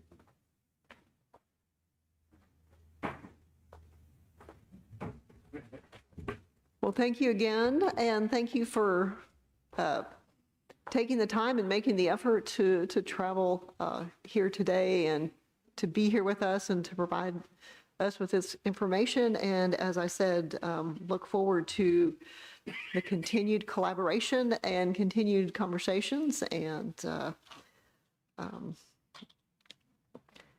as you said, I think you all understand, but I hope everyone else understands too the importance of this work and what it's going to mean to Texas and to Texas law enforcement for years and potentially a decade or more to come.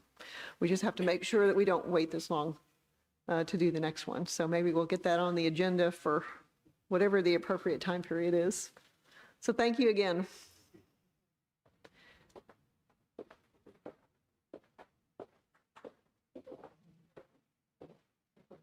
We are going to take about a 10 to 15 minute break, please.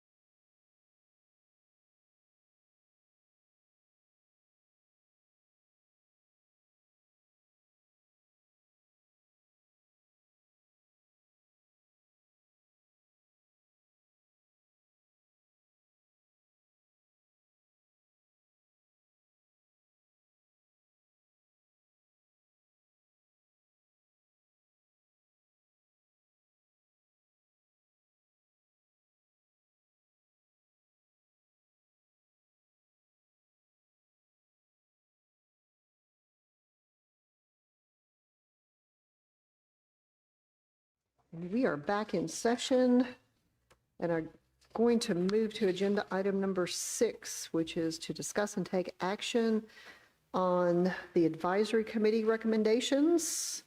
And we will go to Gretchen. Commissioners, if you'll remember at the September meeting, you approved us to move forward with establishing 2 new advisory committees, one on motor vehicle stop data and one on law enforcement polygraphs. We opened those applications on September 15th and gave a deadline of October 17th. So from the applications we received and with input from the presiding officer and the assistant presiding officer, we have selected 11 members for the motor vehicle stop advisory committee, which will be shepherded by Deputy Chief Grissom.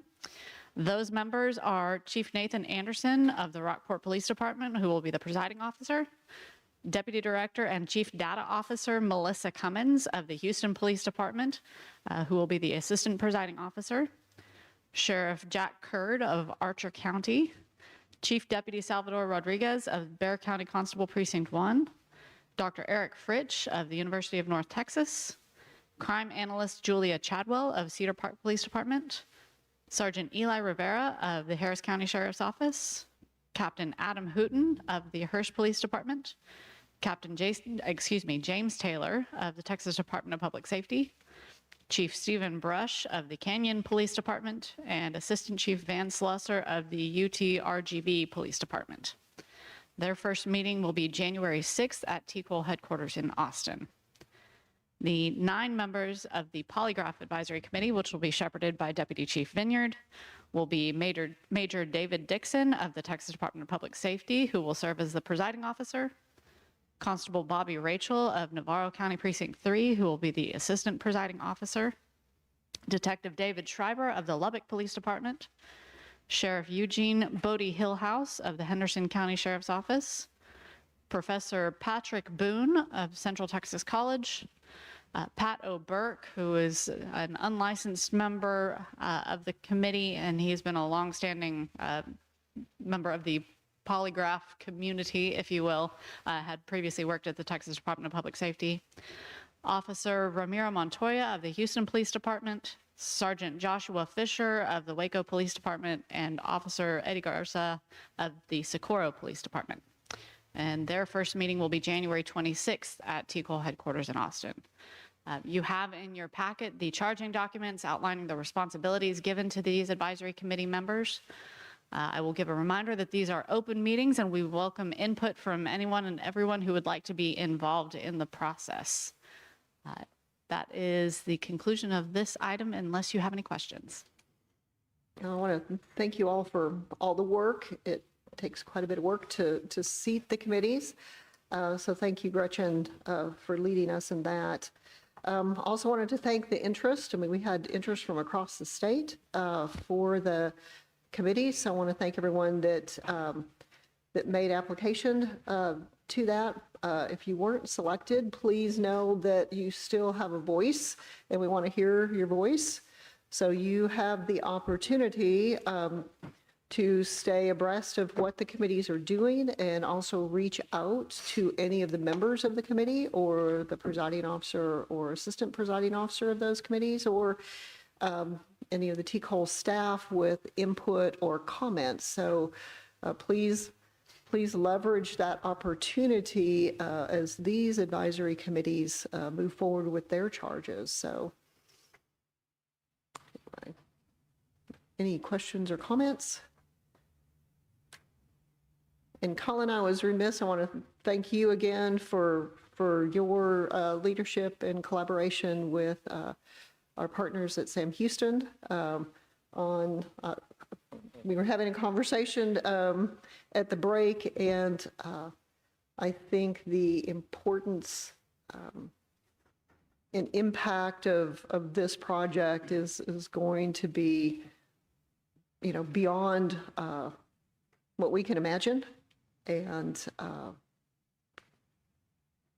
hopefully people look at this as one of the, when you look back over your career, I think this is one of those projects where you go, I was a part of that. I mean, that's how important and impactful I think that this that this project is. So thank you for your work on it. We will move to agenda item number 7, and we'll stick with you. Gretchen, I wish that you didn't have anything to report on. Yes, I'll ma'am. turn it over to you. I wish that as well. So the next item, of course, is to take action to enroll and induct officers in the Texas Peace Officers Memorial Monument. As you know, these are posted on the agenda and then read into the record each year in anticipation of the following year's Peace Officers Memorial Ceremony. When Danny Story Stinson came on last year, one of the events that she is overseeing as our TCOLE Special Events Manager is the Texas Peace Officers Memorial Ceremony. And so I am actually going to turn this over to her to read these names in the record.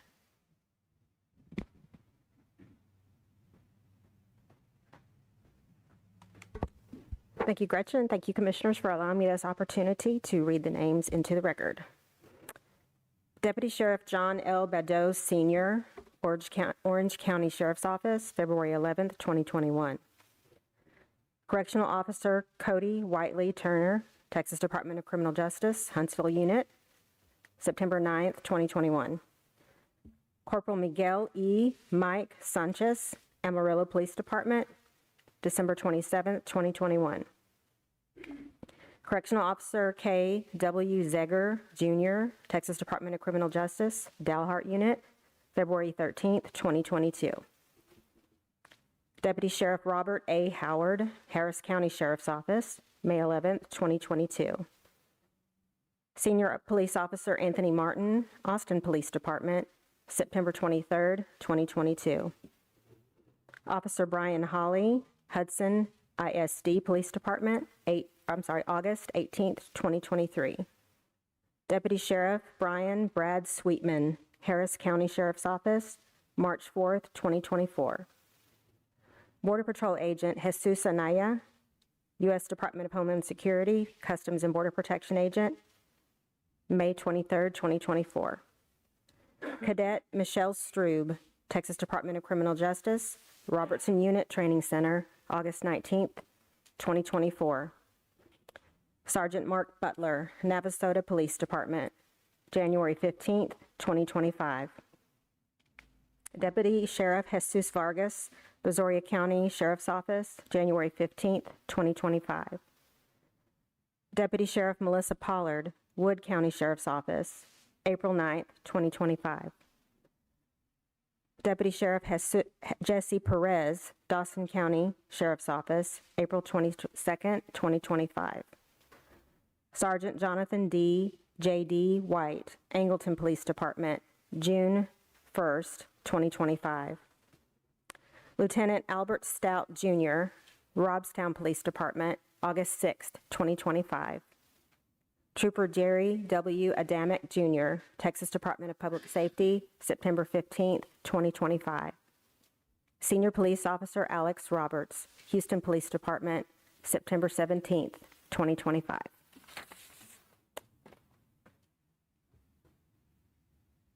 Thank you, Danny. And Commissioners, if I can take a point of privilege on this, those of you who have not had the chance to get to know Danny, I got to know her as the co-chair on the Peace Officers Memorial Ceremony Committee.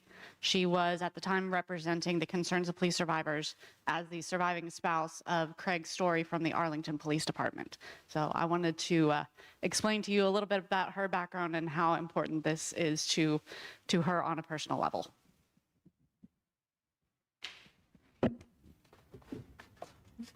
Any questions? Okay, ladies and gentlemen, do we have a motion? I make a motion to enroll and induct the officers as read into the record into the Texas Peace Officers Memorial Monument. Second. I'm going to say that we have a motion and many seconds. All those in favor say aye. Aye. Any opposed, same sign. Motion passes. Thank you, Danny. We will now move to, I think, John, you have the next 3 or 4.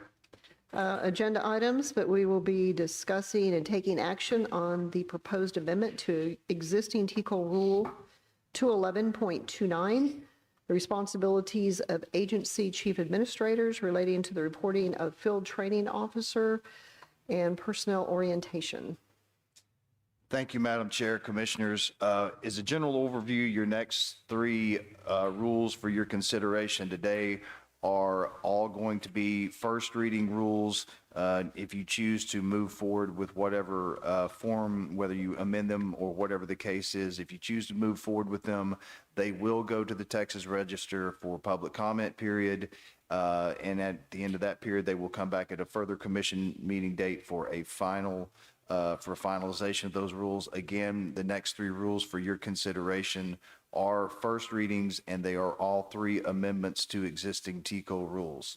As you stated, Madam Chair, agenda item number 8, we'll take these one at a time, is a proposed amendment to existing TCOLE Rule 211.29. I'm going to turn this over to Director Grissom, and he will give you a little background and context as to why you have this rule before you today. Good morning again. There are two courses that must be reported on an officer's behalf in order for them to achieve a basic certification. So once they go through the BPOC and they pass state exam, they get the license, but not the basic certificate. The basic certificate issues upon the recording of two things: employee orientation and field training. And so there's an obligation on the agency that receives that person for their first appointment to do those two things, but it's not explicit in the rules. And so we have a lot of people that will go somewhere that doesn't get recorded, they don't get their basic, and then they change agencies. Well, their former agency, a lot of times it's just an oversight. They did field training, they did these things. The former agency can't report them in TCLEDs because they're no longer appointed with that agency. So this is to reinforce on the part of chief administrators an obligation to see that it doesn't tell them what field training officer is, it just tells them they have to go through a field training course. So the agency still has the freedom to determine what that is, and they're obligated to do an employee orientation and report both things on a TCOLE roster, department roster to us. That makes that basic certificate issue on the licensee's behalf.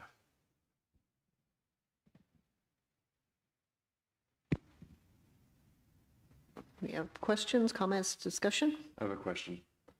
Just for clarification, when it says the chief administrator is required to report it, it can also fall to the assigned training coordinator in the agency as well. It can be delegated to whomever the department does the physical reporting. Yeah. But at the end of the day, the chief administrator is ultimately responsible. That's it.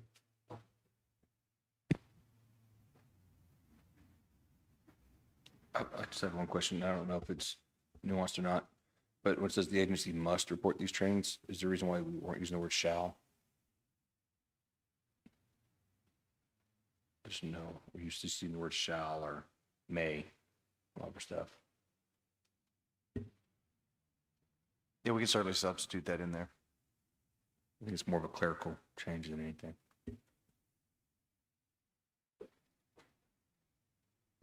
Okay, do we have a motion? I'll make a motion that we move to post for first reading the proposed amendment to existing TCOLE Rule 211.29 as presented. Second. We have a motion and a second. All those in favor say aye. Aye. Any opposed, same sign. Motion passes. We'll move to agenda item number 9, which is to discuss and take action on proposed amendment to existing TCOLE Rule 218.3, legislatively required continuing education for licensees relating to Alert Level 1 and Alert continuing education requirements for reserve law enforcement officers and public safety officers. Madam Chair, I will turn it over to Aaron Heath to read through the mechanics of the rule and TJ to discuss the context for which we're bringing forth you today. Thank you. So as you can see, this is Rule 218.3, subsection C. We have added in a new 2 above the old 2.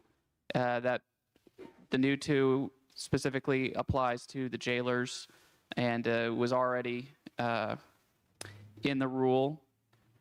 And then adding the old 2, turning it into 3, we've added a subsection B, which will require that the reserves, so those who are licensed as reserves, and then the public security officers will have to complete 16 hours of alert continuing education, and then they will also have to complete alert level 1 by August 31st, 2029. And that will sync up with the end of their cycle.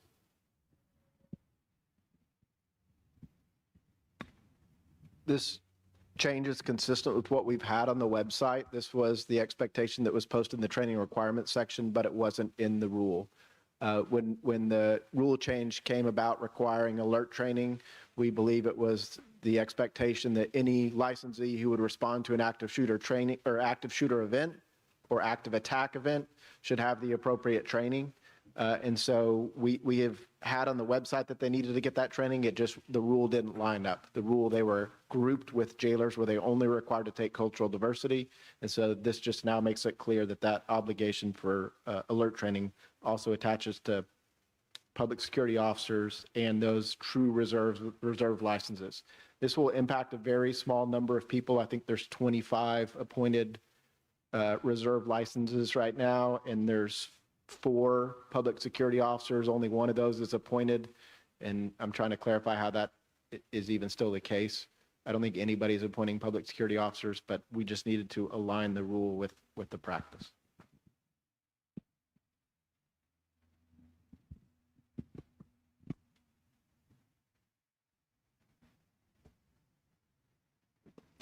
Any questions, comments? But I just have a question on the dates that we have on here. 'Cause what if someone becomes licensed on August 30th, 2029, and this is in there with this date? I just want it to be. We're not issuing new reserve licenses or public security officer licenses.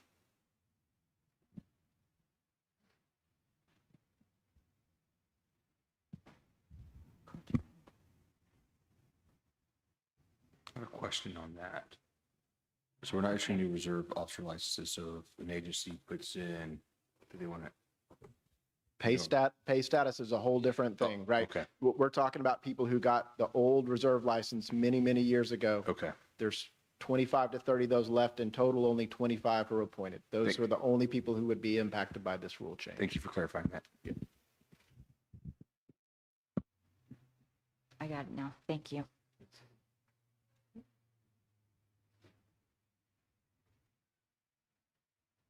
Okay, do we have a motion? I make a motion to the opposed amendment rule for first reading to existing TCOLE Rule 218.3, legislatively required continuing education for licensees, again relating to alert level 1 and alert continuing education requirements for those reserve law enforcement officers and public safety officers. Okay, we have a motion and a second. All those in favor say aye. Aye. Any opposed, same sign. Motion passes. We'll move to agenda item number 10, which is to discuss and take action on proposed amendment to existing TCOLE Rule 211.30, Chief Administrator responsibilities for Class A and B waivers.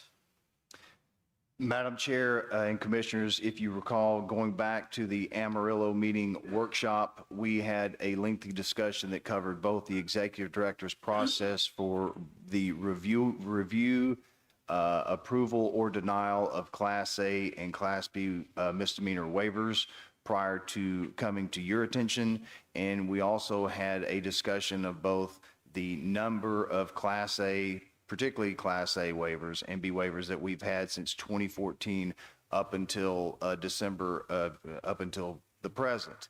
If you recall also in that conversation, the Class A waiver rule was amended to include Class A waivers in 2014. So we wanted to give you an idea of both the volume of total applications along with the number of those total applications which were either denied or approved at the executive director level, and those that are still actively appointed. You'll see before you, and for the benefit of everyone out in the audience, you'll see the graphic up on the wall from the projector over there. The total, and I'll focus on the Class A misdemeanor numbers here. The total applications have been 55, going down to your fourth horizontal metric there. The approved number of that 55 applications for Class A waivers submitted by chief administrators since 2014 has been 26. 22 have been denied. You'll see various other numbers that get you to the 55 withdrawals, et cetera. And at the bottom of the 26 Class A waivers which have been approved by the commission, let me make that distinction, have been approved by the commission, 17 are still actively appointed out of that 26.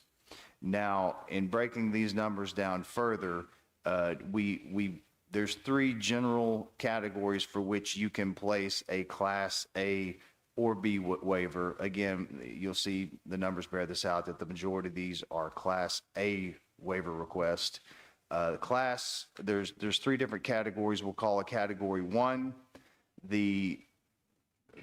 which was, as we discussed at the Amarillo workshop in the minutes from meetings back in 2014 when the waiver rule was expanded to include Class A's.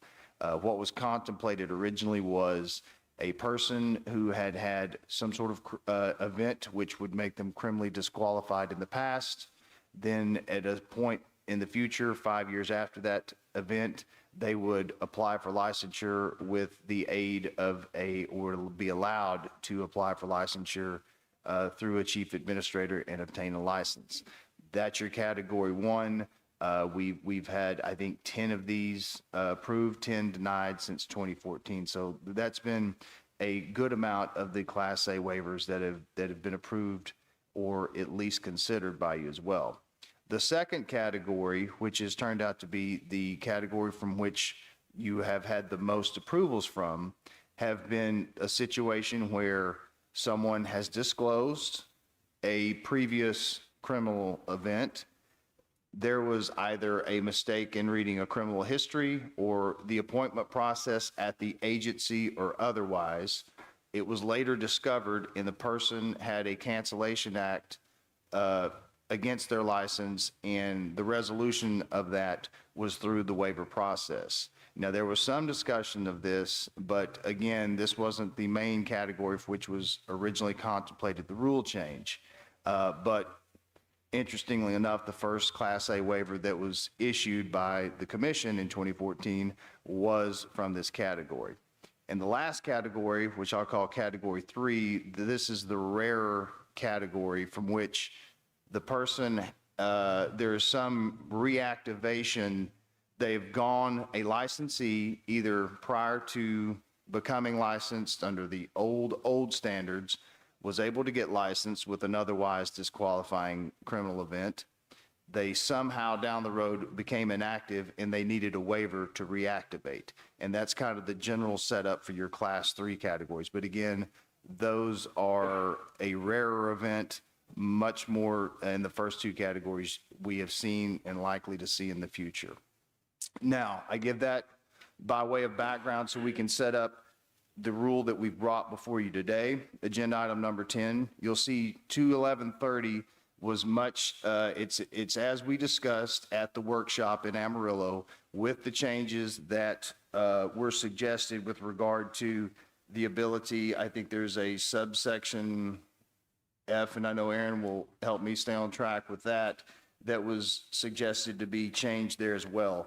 The general thrust of what's going to happen with the waiver rule with respect to what kind of, you'll see it's been changed from A and B waivers to misdemeanor waivers to cover all misdemeanors, including Class C, deferred disposition, family violence, along with all the other A and B waivers that are offenses that were covered before.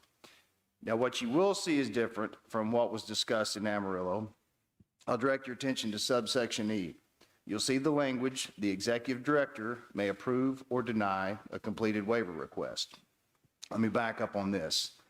After the workshop in Amarillo, we've had discussions with individual commissioners on ways to both increase transparency in the waiver process and also develop an avenue for appeal for those who have been denied a waiver at the staff level.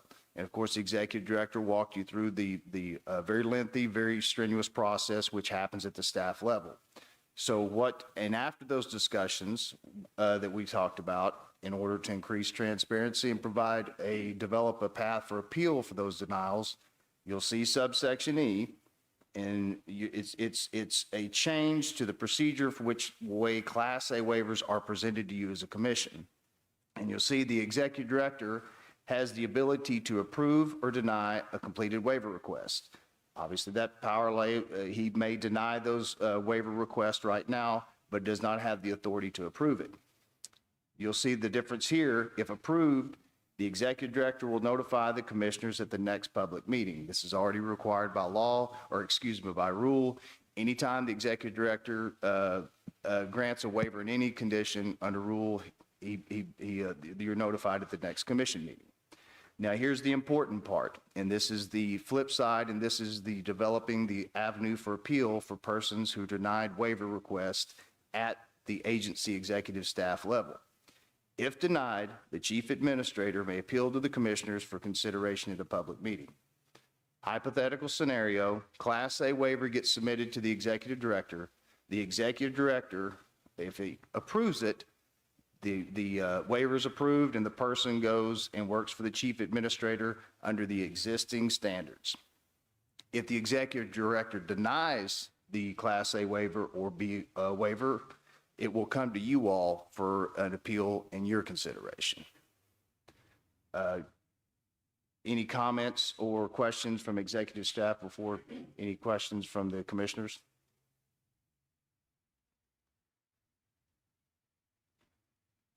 Any questions or comments about what we just laid out with regard to this rule? I do have a question. So where it's giving the executive director the authority to approve waiver, has that been in place before the executive director could approve before we saw it? Not before. That's new. Okay. Two things that are different.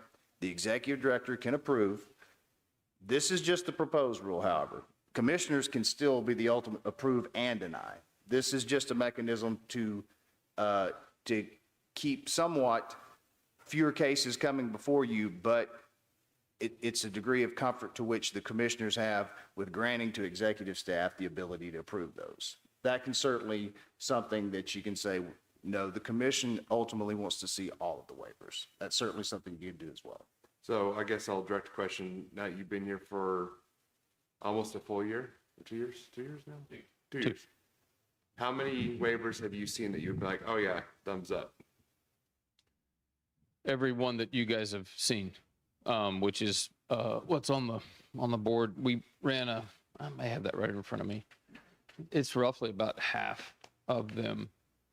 And they're usually ones that are, it's a isolated deal, no other contact with law enforcement, non-assaultive situations, things like that. If you'll remember I think the most recent one was the jailer. In fact, it was in Amarillo that had, it was a UCW charge. It was no longer a violation of law. It occurred many years ago, and that was the kid's only impact with law enforcement. The one before that was a young lady in Canyon, Texas. She had a DWI, again, isolated incident, no other problems in law enforcement. And they're somewhat grounders. Those are the ones that you guys have seen. It's nothing's a foregone conclusion, but they tend to be ones that are relatively obvious. Some of the ones that again, when I first came on, the delegated authority that would explain to me is hey, if someone comes with a waiver that there's a lot more to it, there's other arrests, there's other problems, other issues with law enforcement. It was a charge that involved wasn't a conviction, but deferred adjudication that involved family violence, things like that. That delegated authority was essentially deny those at my level. And then sometimes I would get pushback, but I would explain those to the chief executive officer, the chief of police or the sheriff, and help them understand why we, often there was more to it than what the chief administrative officer knew. But once the full background was done, once TJ and his folks looked into it, they realized, okay, I didn't realize there was all of this other stuff. And they agreed with why it was denied. If that answers your question. But I can recall, and I can certainly look deeper into the paperwork here, and I think that graph shows some of them. But it's about 50-50 of the ones of the, perhaps, I think a dozen or so in the 2 years that I've been, maybe a few more than that, since I've been the executive director. Okay, thank you. I had a question on the deferred that we're buying this back up in A, striking out the deferred. I'm assuming that placement on community supervision includes those two, or is that, okay. I just want to make sure on that. All right. That's the broader definition, Commissioner. Okay. Yes.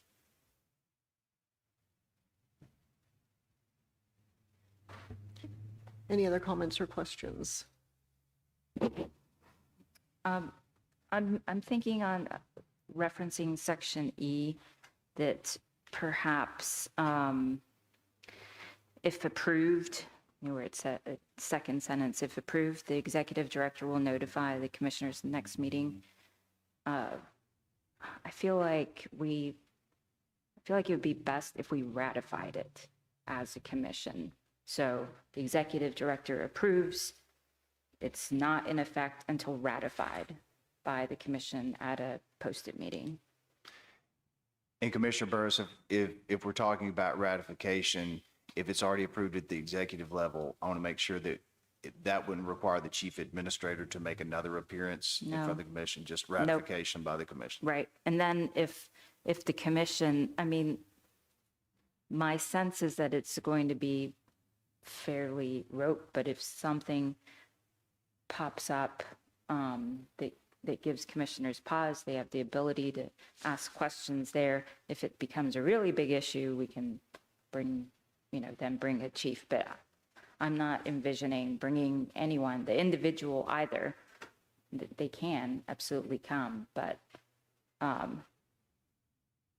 that would set them up for something that they may not want to do. Because if they're here, and they're here without a representative, and then we ask them to talk like that, I don't think that's very fair to them. But yeah, I think we have the authority to give the executive director all the ability to do that. I don't believe it's an abdication of our duties, but at the same time, I think if issues come up later on, it's good to have the ratification of the actual commission. Commissioner, are you picturing like they do with, he makes a recommendation and we just do a short summary on the disciplinary cases, and you would make a recommendation, Yeah. do a short summary of what we found, and then Right. I don't want you all to keep adding thousands of pages to our packet. For y'all out there, this packet for this meeting was about 3,000, literally 3,000, it was over 3,000 pages. So it's a lot to get through and digest. We appreciate it, but we're not looking to have you create more work and give us more paperwork. We expect you all did all the work already. I just think it would be most prudent for us to ratify it. We'll make that amendment with some ratifying language in there, as ratified by the commission, something to that extent. Yep. Okay. If I may, to give you a more direct or a better answer, Commissioner West, Class A waivers, there were 3 that I approved, that I brought to you for approval in 2024 and 2 in 2025. And then, so that was 5 of them. And ones that I denied at my level of Class A's, 2 in 2024 and 3 in 2025. So 5, again, it's about 50-50. And then on Class B's, 1 was approved in 2024 and 1 was denied in 2024. And then there was a withdrawal in each year. Total of 8 and 8. So 16 total, 50-50. Yes, sir.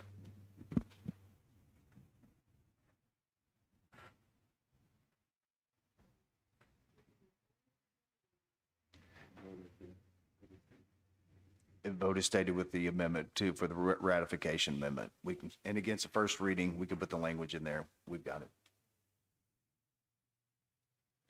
Do we have a motion that will need to include the additional language? I'll make a motion that we move to post the proposed amendment to existing rule TCOLE Rule 211.30 with the addition to the ratifying language as discussed for subsection E. Second. We have a motion and a second. All those in favor say aye. Aye. Any opposed, same sign. Motion passes. We'll move to agenda item number 11, which is to discuss and take action on reprimands issued under previous TCOLE Rule 211.27A4, requiring licensees to report an arrest.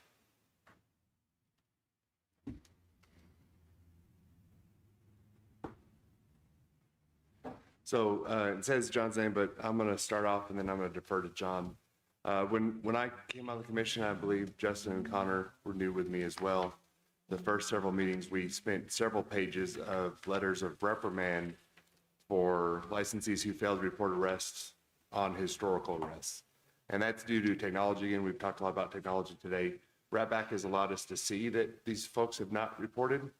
And then middle of last year, we brought up a rule that became effective in May that removed the requirement for licensees then to report the arrest.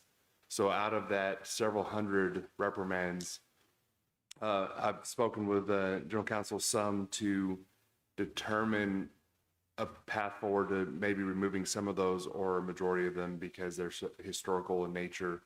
And when you speak with some of the licensees, and it's, of course, is their responsibility. Ignorance of the law is not an excuse to prosecution or defense prosecution. However, there are a lot of rules in some of these smaller agencies. They were not fully taught or some nature of that, or they're licensed prior to the BPOC, something like that, where they're just not used to that. So looking at the reprimands we did issue and how many of those that we may be able to pull back as a result of the work done with Ratback and the new rule, removing that requirement. So I'd like our general counsel to provide us with some options of what we could do potentially as a commission with those. Thank you, Commissioner West. Certainly, we're looking at 320 reprimands that were issued in 2024. With that number of reprimands, it certainly, I think, it would need to be for consideration, deliberation, and vote by the commission to do such a thing. I don't think at the executive staff level, unless directed otherwise, that would be more in prevents, as we were discussing a few minutes ago, that would more be in the field of commissioner direction to executive staff to do so. What I can do is give you a basic rundown of the individual reporting requirements as it relates to reprimands. Goes back, I know Commissioner West and I were talking about this, it goes back to at least 1994 and probably, I would say probably maybe almost a decade prior to that as well. So that responsibility for licensees to report their arrests to TCOLE, it was long-standing. And again, in 2024, when we had the Ratback, we had these 320 reprimands. So as far as recommendations for moving forward for further consideration, if directed to do so, staff could bring you all, I think one of Commissioner West's concerns was the vintage of some of these reprimands, or the arrest for some of these reprimands. For instance, if there were, and I've not looked at the particular list to see how far some of these arrests go back. Let's say if there were arrests X amount of years ago, 15 years ago. I don't know if that's the case. I'm just using the hypothetical for the purpose of our discussion today. We could take the opportunity between now and the next commission meeting to gather this information, determine how far back some of these arrests go, whatever the case is, so we have more data and more information to present to you all to do and go whatever direction that you wanted to go with it. But that's kind of put the idea out there today for further guidance to see even gathering the information and bringing it back to you for further consideration. And something we talked about today is, in some of our discussions, is a UCW offense that is no longer a crime. So those arrests back then no longer being crime if we reprimand for something that the criminal law has changed and reduced the requirement for that being a crime. One of the thoughts I had potentially was looking at the statute of limitations for the criminal offense itself, as maybe that being a measure. But I do appreciate our council having input into what we really should look at as far as that, and determine what action to take. So I'm happy to answer questions from what I've done, or try to anyway. Okay, thoughts, comments, questions, discussion? Only thing I had a question of is, and I know we're just talking 320, but, and if, just follow me, what we're talking about is possibly taking those back, not taking them out of the record. The only thing I had a concern with, because of the other rules, if you get so many reprimands, you lose your license. That's one thing. If we do wait and have them do the research, we need to find out. If we're going to get rid of one, it may allow somebody the avenue to come back because of others. So no, that's a great point. And that's one of the many cascading effects that you have to consider when you, again, we'd like to get the information and there's a multitude of things to consider like that. Okay.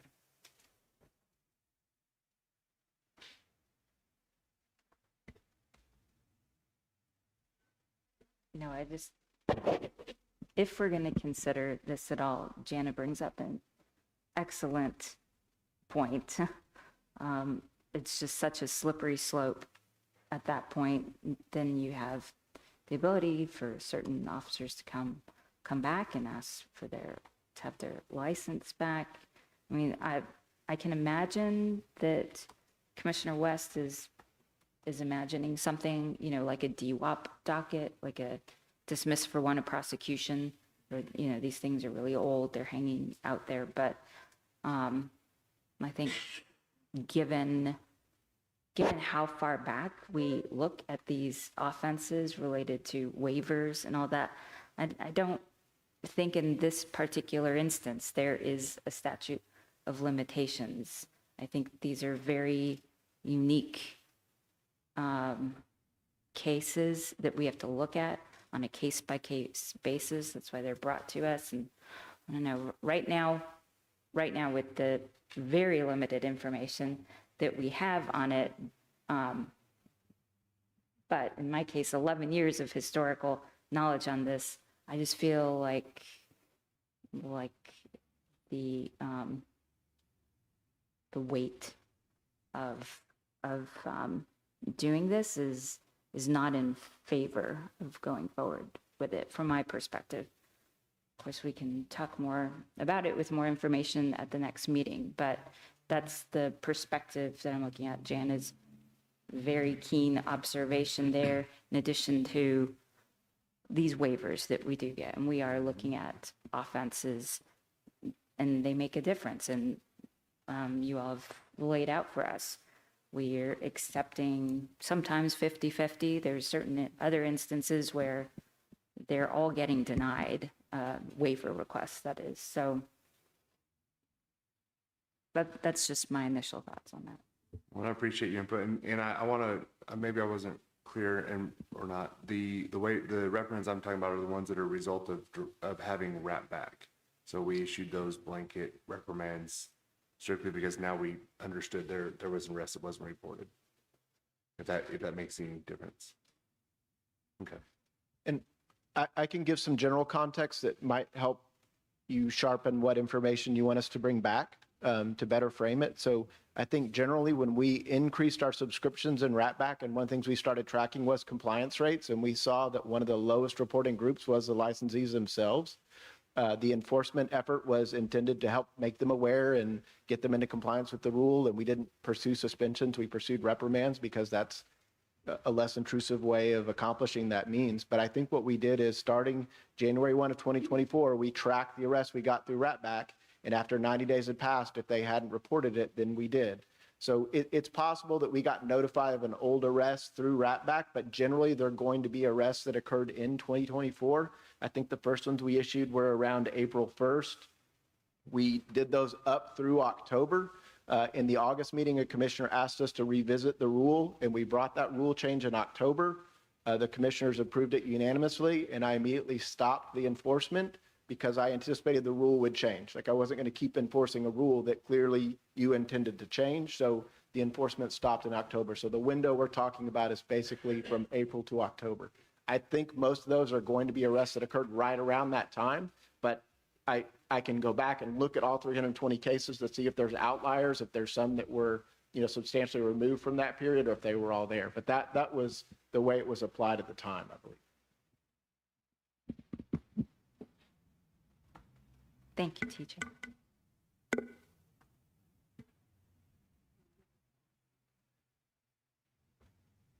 Sure.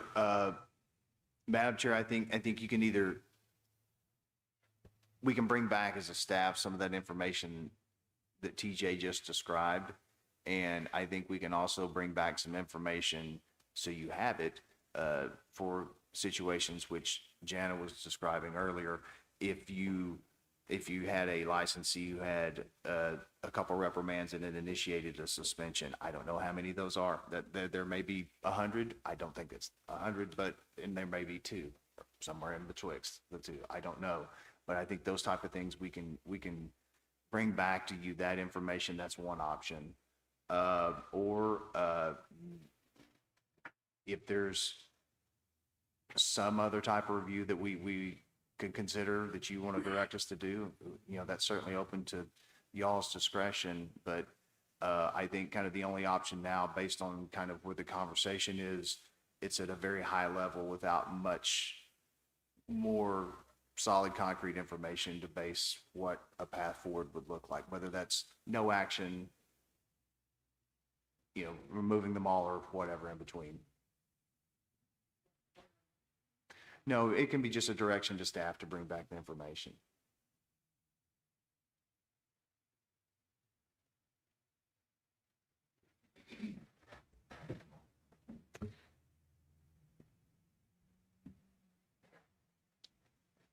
I share Commissioner Atkins and Burris's concerns. At this time, I'm not going to direct staff for the information to obtain the information. If another commissioner would like to do that, I would defer to them. I would appreciate seeing at least the age of the arrest and potentially what the arrest is for. That's a breakdown on the 320 reprimands issued or that were reported in the June, August, and October meetings. Yes. So, TJ, is that sufficient time for you? By the next meeting? Yes, sir. Yes, ma'am. That's reasonable. Okay. We'll move to agenda item number 12, which is to discuss and take action on requests for Class A misdemeanor waivers of TCOLE Rule 217.1, minimum standards for enrollment and initial licensure. Madam Chair, I can briefly kind of give you all commissioners some context for this particular waiver request, and the executive director and TJ may have additional input as we move along as it relates to the posture of the case, and also with relation to some of the background materials that you have. This waiver request is a little bit different than most that you get, commissioners, with respect to it is a pending cancellation case at the State Office of Administrative Hearings. There has been a hearing had in the case. There was discussion about a waiver request post-hearing, but before a proposal for decision was issued. The case has been abated pending whatever decision is made by you all today. So the result is, procedurally, if you grant the waiver that's requested before you today, then this person will receive a license, or will maintain their license, and the cancellation case will go away. If you deny the waiver request, then the cancellation case will re-engage, and you will await a proposal from decision at some commission meeting in the future. Is there any questions about what I just covered there? Again, this is a little bit different than the ones that you've received in the past. For the particular waiver request before you today, it's assault family violence case from 2001. The applicant was licensed in 16. The information was disclosed on PHSs. There was some issues with the offense, and I'll defer to TJ whether or not I'm getting this information, if he has anything to add to this information. The information on the criminal history returns was not on the criminal history returns, and again, this information was disclosed. Ultimately, this information was brought to TCOLE by the Department of Public Safety through an application. Their information on a personal history statement there, that's what initiated the cancellation case. TJ, do you have anything to add to anything I just said there? No, that was great.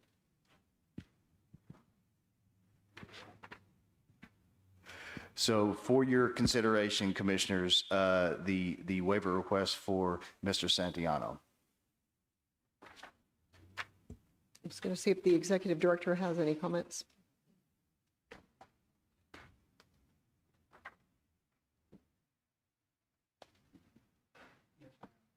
Commissioners, normally I introduce these. They come, it's a waiver that was presented to me, and then I get a hold of the presiding officer to have it placed on the agenda. That's, and to kind of reiterate what John said, that's not the case with this one. This individual has been working in law enforcement for some time, I think around 9 years, and how this was triggered, the officer applied with the Department of Public Safety. In other words, working at the agency that they've been with for some time, and made application to go to a new agency. And then that agency, the Department of Public Safety, when doing their background investigation, found this deferred adjudication. Again, for whatever reason, the jurisdiction where the case occurred back in 2001 never reported it to the FBI or to DPS, so it is not on his criminal history file when you run that. However, DPS doing their background investigation found it, obviously did not hire him, but alerted TCOLE, so that's how we knew about it. Because of the nature of it involving family violence, the delegated authority for me looking at waivers, previously, that was one where that's a situation where I deny those, and so it wasn't brought up for waiver. There wasn't a waiver request. It went straight for cancellation. Some conversations with his legal counsel, we looked at it, and some other conversations that we've had about the previous rule that we just talked about.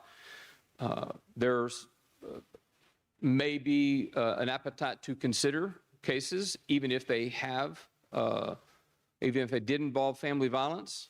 So through that is why we reached out to the agency. The chief then sent a letter asking for consideration for a waiver. That's how you have this before you today.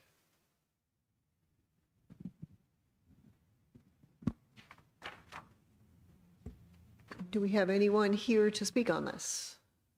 If you'll please come up to the podium, to the microphone, and state your name. Bless you. And your relationship to the case, please. My name is Michael Lopez. I'm the Chief of Police for the City of Waller. I'd like to thank you, Chief Stevens, and thank the council today, or the commissioners today, for allowing me to speak. There was a couple of words that Chief Stevens used and that some of the people up at the table here used was blessed. And I place my life as my faith, my family, and my job, and I put it in that order. And that's how I run my department. And when the two don't coincide with each other, I go back to number one. So, Chief, you said you had a problem of having about 300 qualified applicants, I wish I had that problem. So that's, so anyway, you know, I really struggled with what to say today. I just didn't want to say what the commissioners wanted to hear or what you needed to hear. What I want to say is the man that I know and the struggles that he's been through. You can imagine in February 2nd of this year, being called into my office and suspended for 30 days or 40 days for something you had no idea. You completed your personal history statement back in 2017. You disclosed the issues or the incident that you had been through. You had been through multiple background investigations. You had been through some TCOLE investigations that were normal for a department, and none of this was found. So during this 30-day period, which you were on administrative leave, the rumors are flying around about you and your family. The social media is just repulsive, the things that they're saying about you and your children. You know, 30 days later, you're called back in and said, hey, you know, you can come back to work, but you're held. There's a hold on your license, so you're stuck at our department here. So now you're having to, you're going back to work, you're doing your thing, you're a successful officer, but all that's still hanging over your head. You don't know where your life is going now.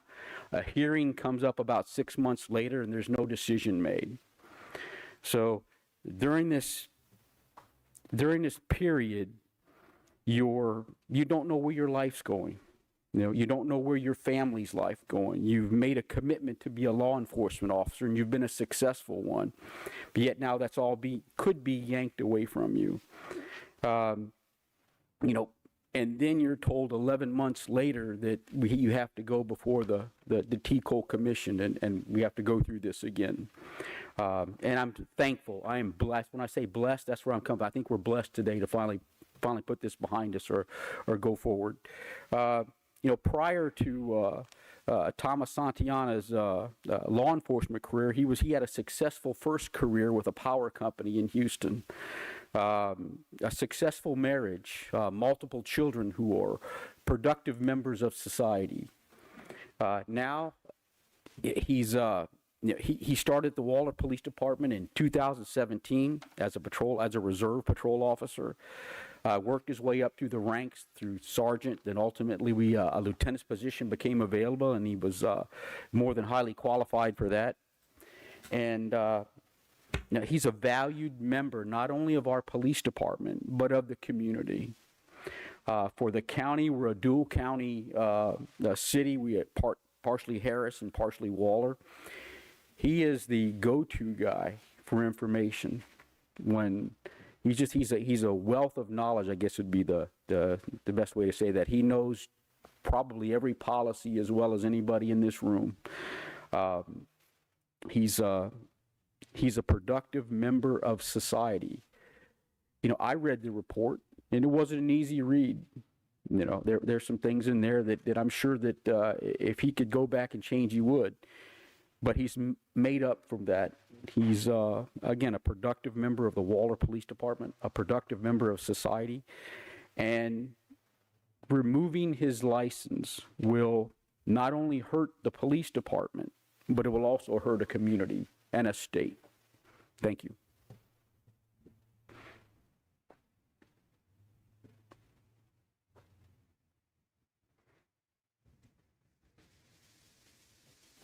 Let me go back to staff. Any comments? Ma'am, it's really hard to hear you. I'm sorry. I'm sorry.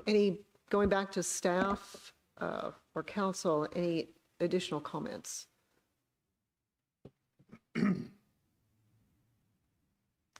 For my colleagues, any comments or questions of anyone?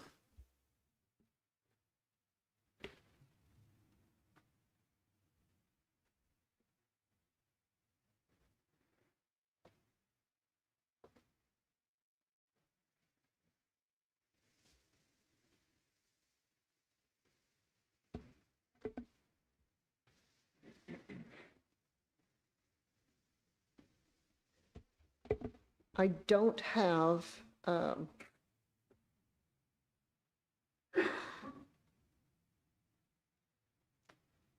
do not have cards for anyone else to speak, but I would give you the opportunity to speak, and you can retroactively fill out any comment cards if we have anyone else that wishes to speak, or if any of my colleagues have any questions of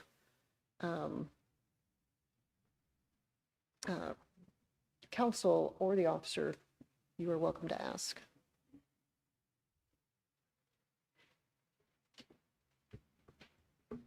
Before I ask questions, either of you gentlemen want to speak? I just want to point out a couple of things, and I can fill out the card later. I want to clarify that they keep using the word that. Can I ask you to state your name? Oh, I'm sorry, Benjamin Casey, Cleat Attorney.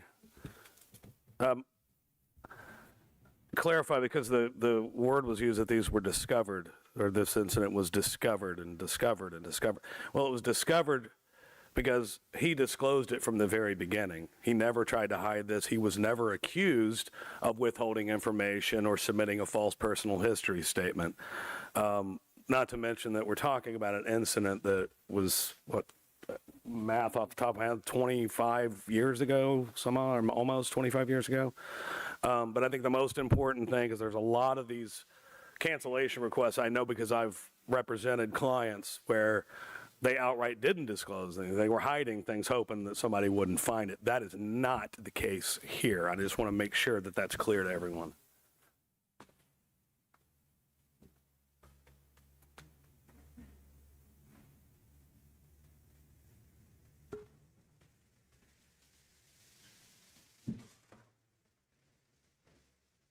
Does anyone have questions for? I'd like clarification. I read through the packet, and again, hundreds of pages as usual. So we have all the information that is like overwhelming a little bit. There's 2 points that I wanted to get clarification on. One of the points of investigation was that in some of the personal history statements did not include the gun charges from some of the historical statements, and then the other was the letters of recommendation. One of them was identified as being part of the DPS application packet and not part of this packet. I'm curious how those made it in there.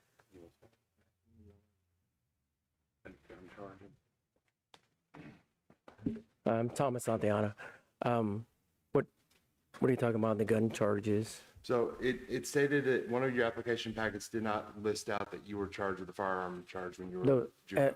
Right. I don't know which applications those were. I believe that they were all the same. Okay. I'm not certain which one it was either, but it was pointed out that it did not, and it was part of the investigation. They found it and it was clarified, but it was not initially included. Was that maybe in that application? I think it was when you were a minor. It didn't. Right. If it was in the DPS application, that's what that was for. Okay. They would said as a juvenile, I didn't have to disclose those. Yes, sir. And then as far as the letters, one of them was identified as part of your DPS packet, but it's included in the waiver packet as your letters of recommendation. A letter of recommendation that may have been from one of the sergeants at DPS. Yes, sir. But it was clearly identified that it was included in your application at DPS. I'm not familiar with Maybe I that. misread that. Does anyone else?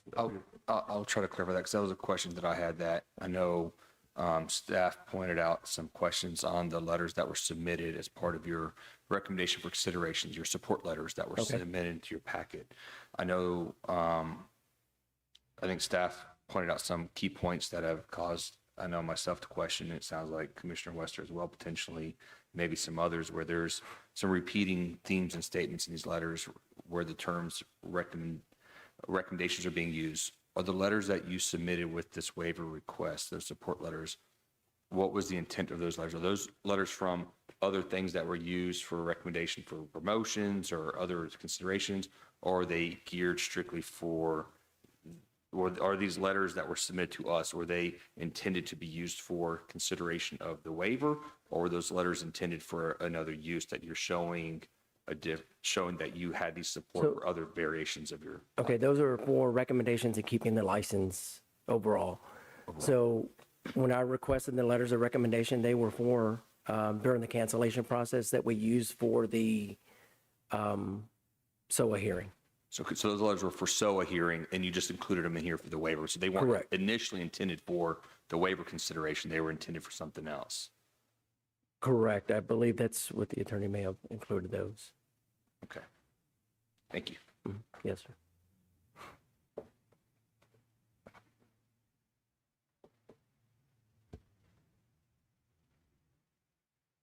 Any other comments or questions? Discussion?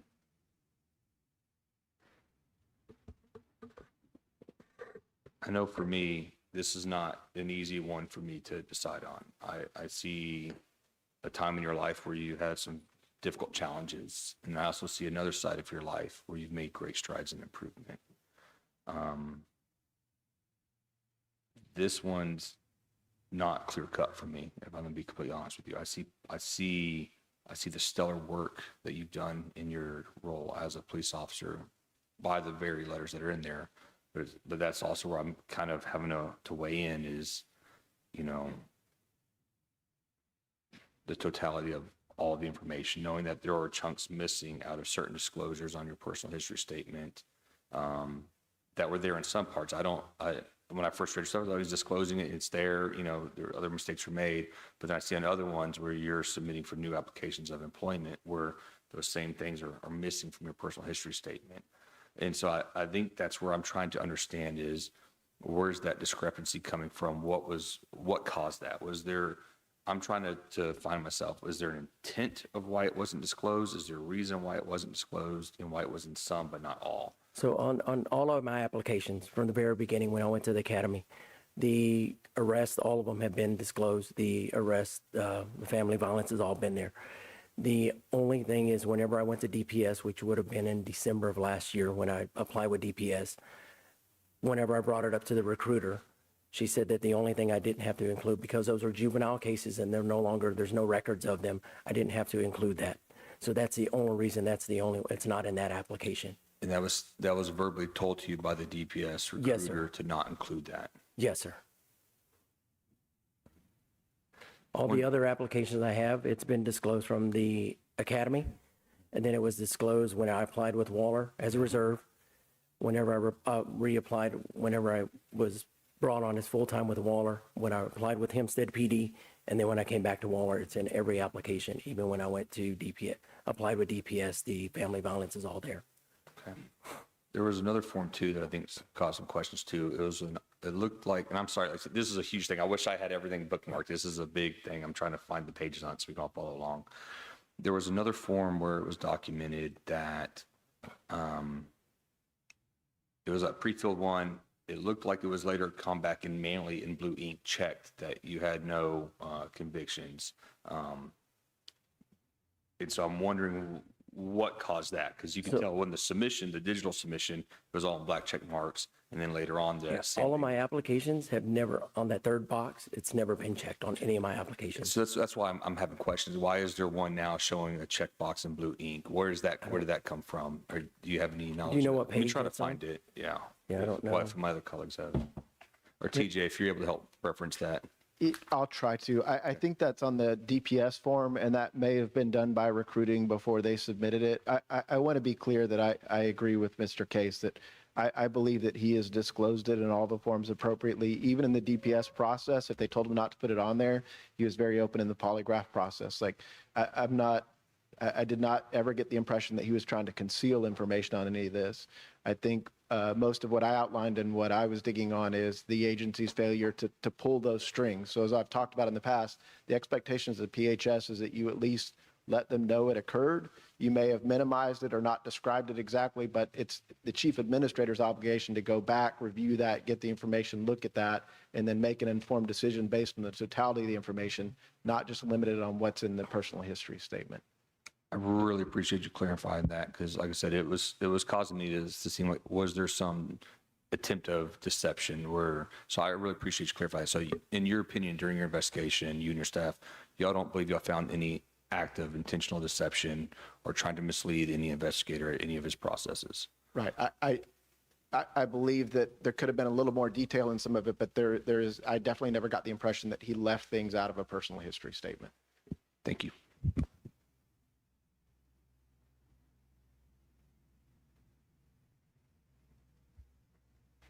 Any other thoughts or comments? I think this is a tough one too. I know it's a tough one for me. You know, given your service, and really the question is deeper than did you disclose it or not? You know, the question is that, you know, we have a conviction for family violence, and we have to determine whether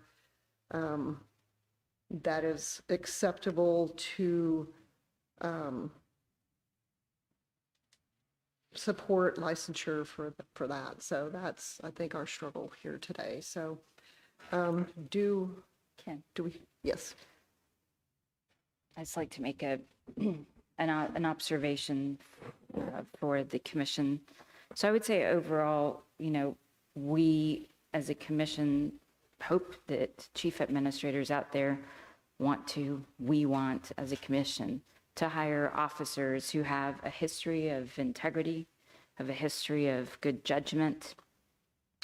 And again, having reviewed the 750 or so pages of this packet, my impression, taking the totality of the circumstances, everything that I've read, I agree, I don't see deception on the part of this individual. I do, however, see that the record that we have before us is demonstrative of a history of family violence with multiple partners. I recognize this was years ago, and it sounds like things are great now, but both spouses have talked about that. That's in the record. And there's also a continued history of poor decision-making. There's a lot of questions to TJ's point that things are disclosed. And again, I don't think you're concealing things. Things are disclosed, and just the investigation was not done.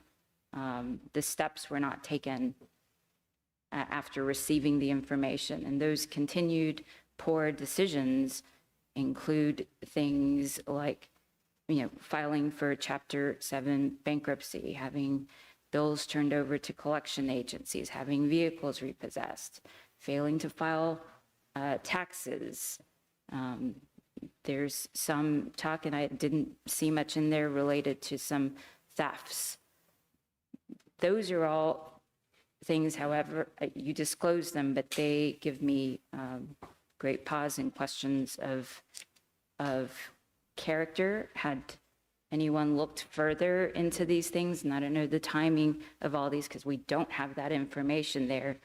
These would be disqualifying for any agency, not to mention just the general disqualification for the offense at hand.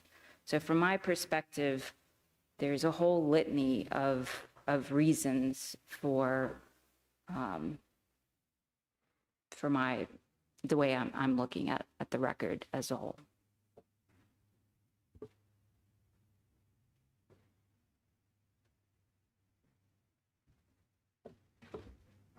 As Commissioner Barry, she found the one that I had forgotten. So I think what you're referring to is he referenced some juvenile thefts in other PHSs, did not reference it anywhere in the DPS PHS, and did not disclose it in the polygraph examination. So that is the one thing that was left out of the DPS PHS that was mentioned elsewhere.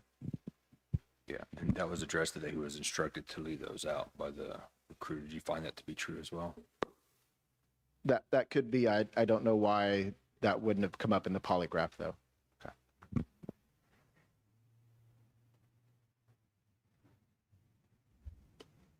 Any other questions or discussion? I have one final clarification for General Counsel. So when you initially introduced this, you said that it's abated at SOA presently pending the outcome of today.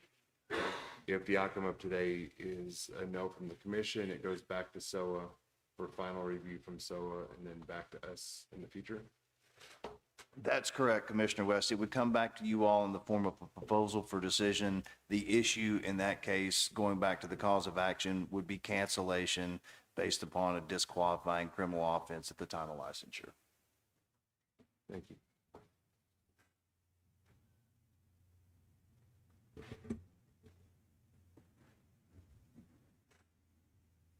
So yours is not an easy one. I'm just be honest with you on that one. It's no secret that I'm one that I'm a big believer in giving people pathways to rehabilitate their life, to do everything they can to improve their life. I see that. A lot of it comes to, though, is also to Commissioner Burch's point is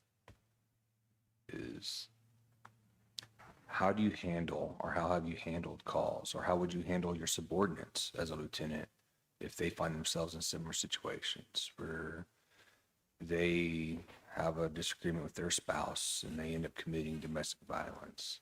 How do you, in your role as a lieutenant that may have to look at taking action on them, how do you handle a decision like that? Well, I know I made a mistake when I was young, and I've never denied that. I've been with my wife now 16 years, 28 years total. We've been married 16. That was a one-time thing. That was the only time we've had an incident like that. Since then, we've been fine. We've been to counseling. We've been through church counseling. We've been through marriage counseling. That was a one-time thing. Like I said, I know I made a mistake when I was young. You know, if I had to arrest or, deal with a subordinate that did the same, I tell them, hey, I made a mistake when I was young, and, you have to learn with whatever, you have to live with whatever you do. If, I had to take action against one of them, I'd still have to do it. I've never shied away from doing my job. I've always told everyone when I train them, don't lie for anyone, don't lie for a case. Somebody else will make an arrest. You don't have to make that arrest. I tell them whenever I take a case or we get to a call, treat those people, those victims, like it was your family. Because if it was you on the other side, you'd want them to do the best job they could. And that's how I've always done it.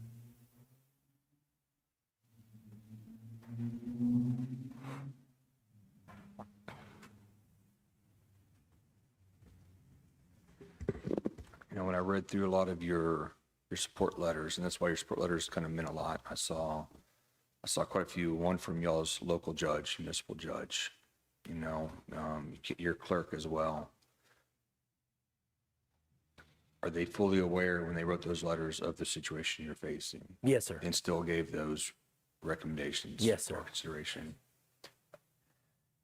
You had quite a list of recommendations on there, and that's why it's very important that to me to know that they understood the weight of why we're here and what was going on. Because I always look at that too, is if you're called to court, right, and you had to testify, this information being out there publicly, are you able to do so? It sounds like you have the support and backing of your judicial system at your home community in Waller as well, right? Right. Waller County also. Waller County. Yeah.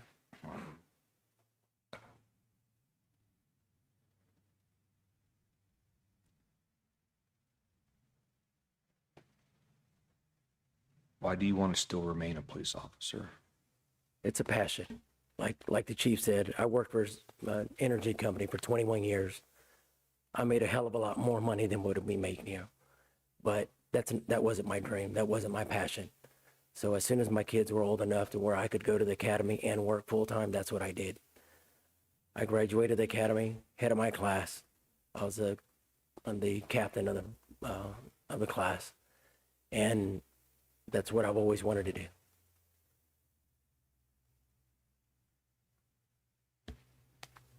Any other questions or discussion? Do we have a motion?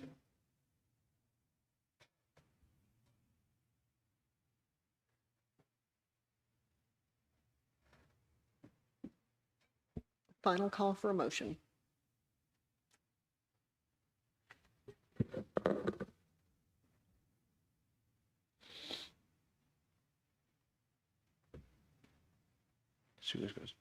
I'll make a motion that we move and accept your waiver. See where the other commissioners stand on it. Do we have a second? I'll second. Okay, we have a motion and a second. We're going to do a roll call vote.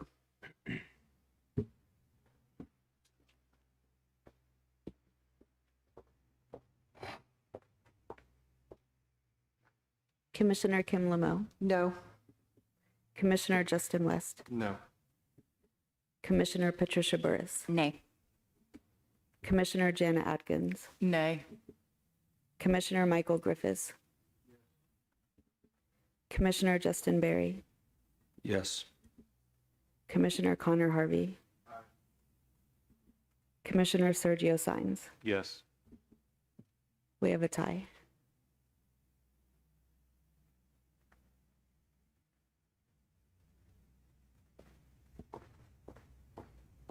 So we need to have more discussion.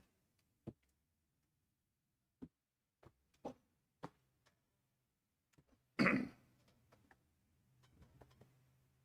it possible to hear from the chief some more? Are we able to speak to the witnesses some more? That's fine.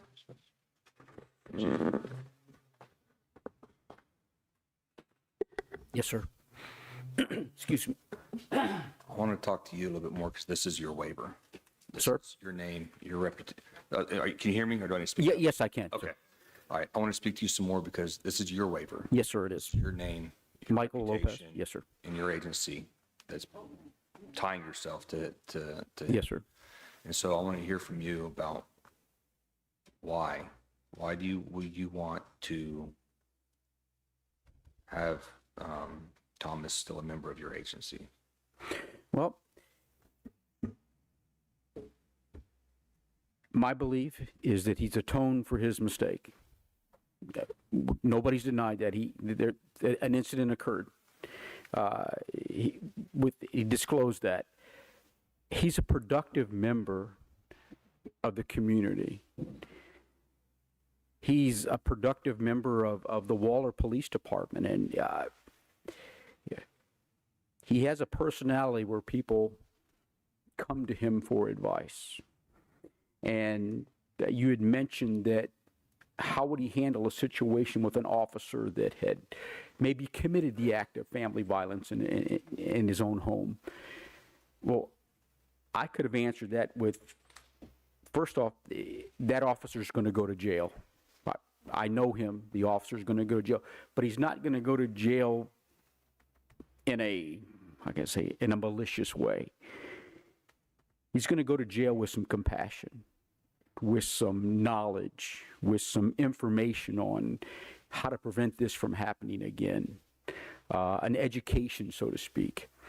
I've never seen him shy from an incident, but I have observed him educate and show compassion.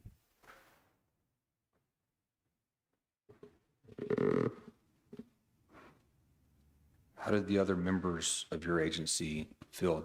With everything's being out there, as you said earlier, this is all out there, and that's not lost on me.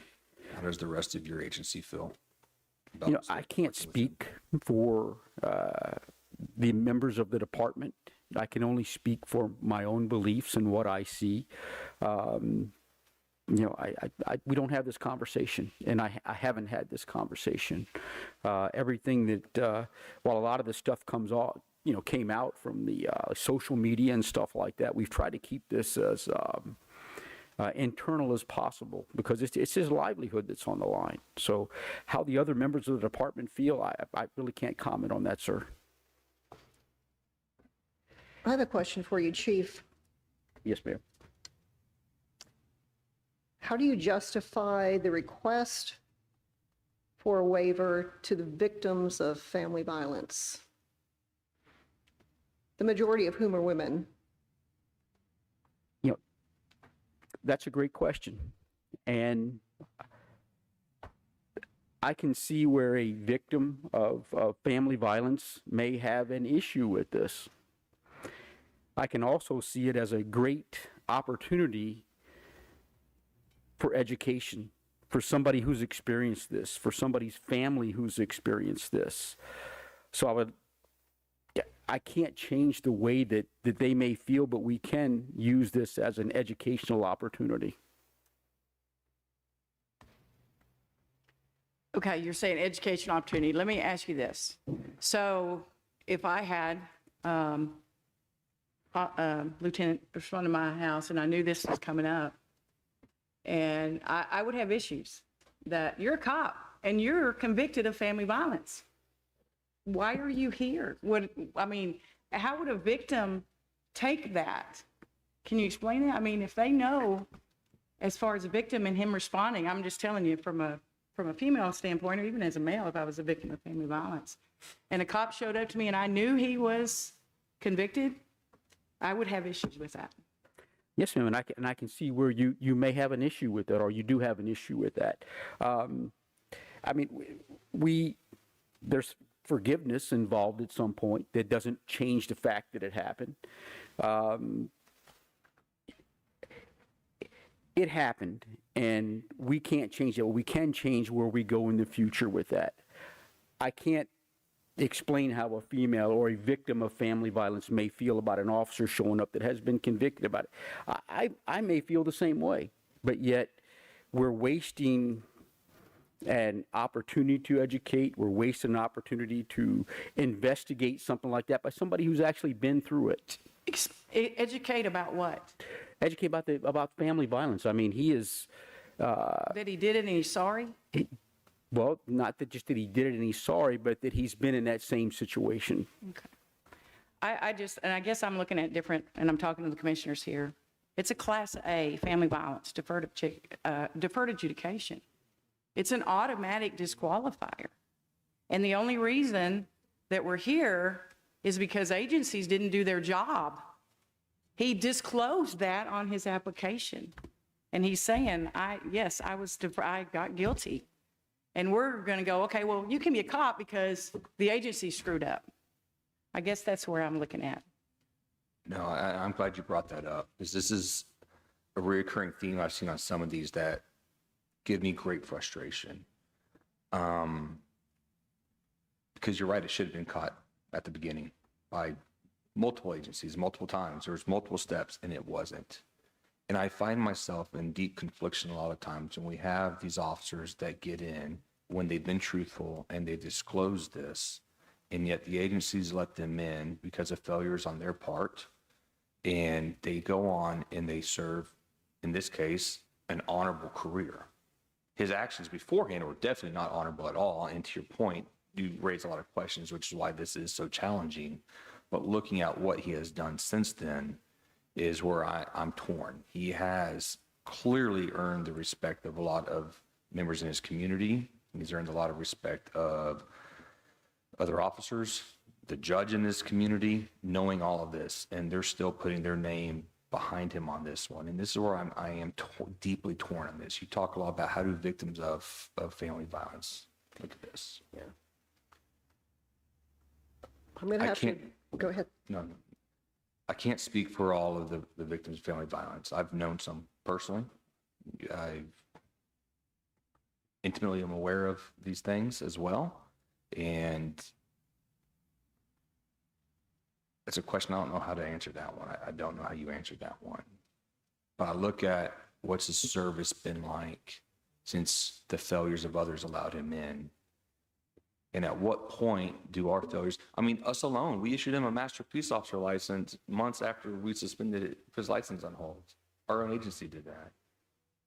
You know, so we look at the failures that are going on is at what point do our failures of not stopping this at the entry gates, but once we allow them in, I feel like we almost have an obligation at some point to weigh the totality of it, which is what we're doing right now is we're put in a very tough position. I can see on everyone's heart, this is weighing very heavy. And for me, that's why I'm so conflicted by this, because yes, he messed up. He should have been stopped at the beginning, but he wasn't. He was allowed in. Now, the totality of what I see before me is this a reformed person? Is this a person that's going to reoffend? Is this a person that's going to do this again? Is this a person that's been doing his duties properly? When I read his performance evaluation, seeing a current trend, and they all show a current theme through it, which is why he is a supervisor rank. So to answer your question, that's the conflict of where I'm at. I think I have a different focus. And I think that this decision is much more significant than if an agency made a mistake. And I don't think that that's what my personal opinion is. That's not what we're here to deliberate or really even consider. Yes, agencies make mistakes. They made a mistake. But the bottom line is, we don't know if he's going to reoffend. We don't know if there's been victims since the conviction. To me, this is about sending a message not only within the law enforcement community of what our standards are, what our standards for licensing a police officer are. And as my colleague said, this is an automatic disqualifier. We are here because an agency made a mistake, and that seems to be the focus. And to me, that's not the focus. The focus is we have someone that committed family violence. And in my mind, we have a duty to the victims, past, present, future. But we also have a duty, I think, to those that we serve to say, these are our standards for how we serve you. These are the standards for the people that we are going to provide a license to. And I think that they have entrusted us, I think the legislators and the governor's office have entrusted us with that. And focusing on whether a department made a mistake, I think, is the wrong focus. And I think we have a duty and an obligation to the victims, but also those that we serve.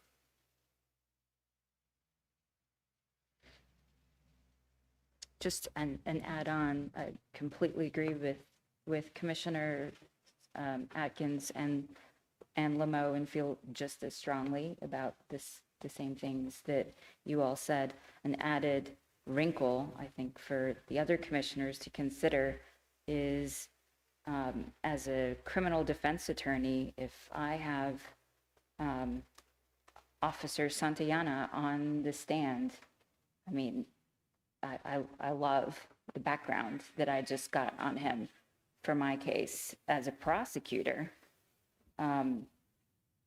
having him making arrests, particularly imagine he's on the stand for an assault family violence charge, but it doesn't really matter what the charge is.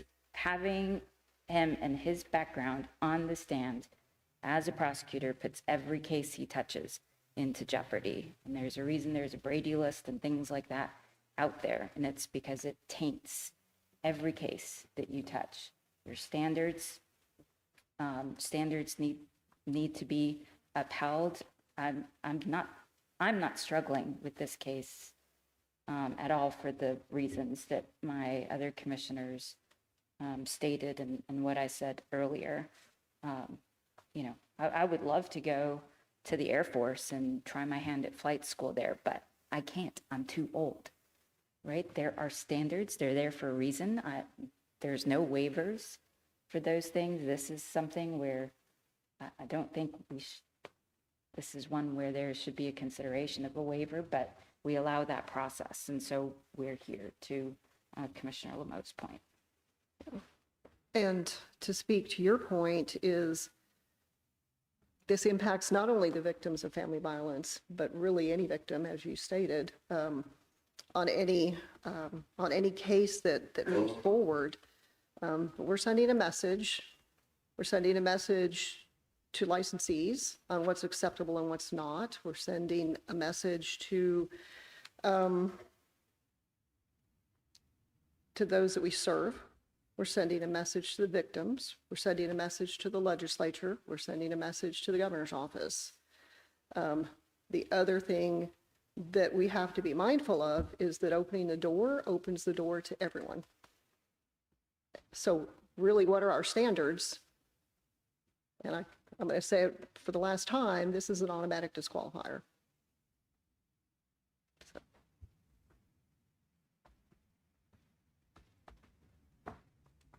Any other comments, questions? Okay, we're going to revote. Roll call, please.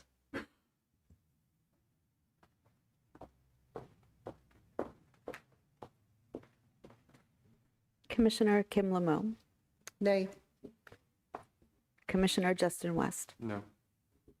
Commissioner Patricia Burris, Nay. Commissioner Janet Atkins, Nay. Commissioner Michael Griffiths, Commissioner Justin Berry, Nay. Commissioner Connor Harvey, Commissioner Sergio Sines. Right, all opposed, motion failed. Gentlemen, I do appreciate you being here. Chief, I appreciate you being here. We did hear you. As previously stated, I think that this is a bigger decision than you and your department and your officer. I know it didn't go how you had hoped it goes. I empathize and sympathize with you and can share the concerns of recruiting and, finding qualified applicants. And I think we all feel for you, and we're working to address that. Unfortunately, I don't think this is the way, personal opinion. But do appreciate you being here and taking the time for all three of you gentlemen to be here and for presenting us your thoughts. Yes, So thank you. I wish you safe travels home. Thank you. Yes, ma'am. Thank you very much for having me today and listening. I appreciate that, Chief. Oh, and if you could please, those of you that spoke that had not filled out one of the cards, if I could ask one of the, yeah, thank you very, very much. Okay.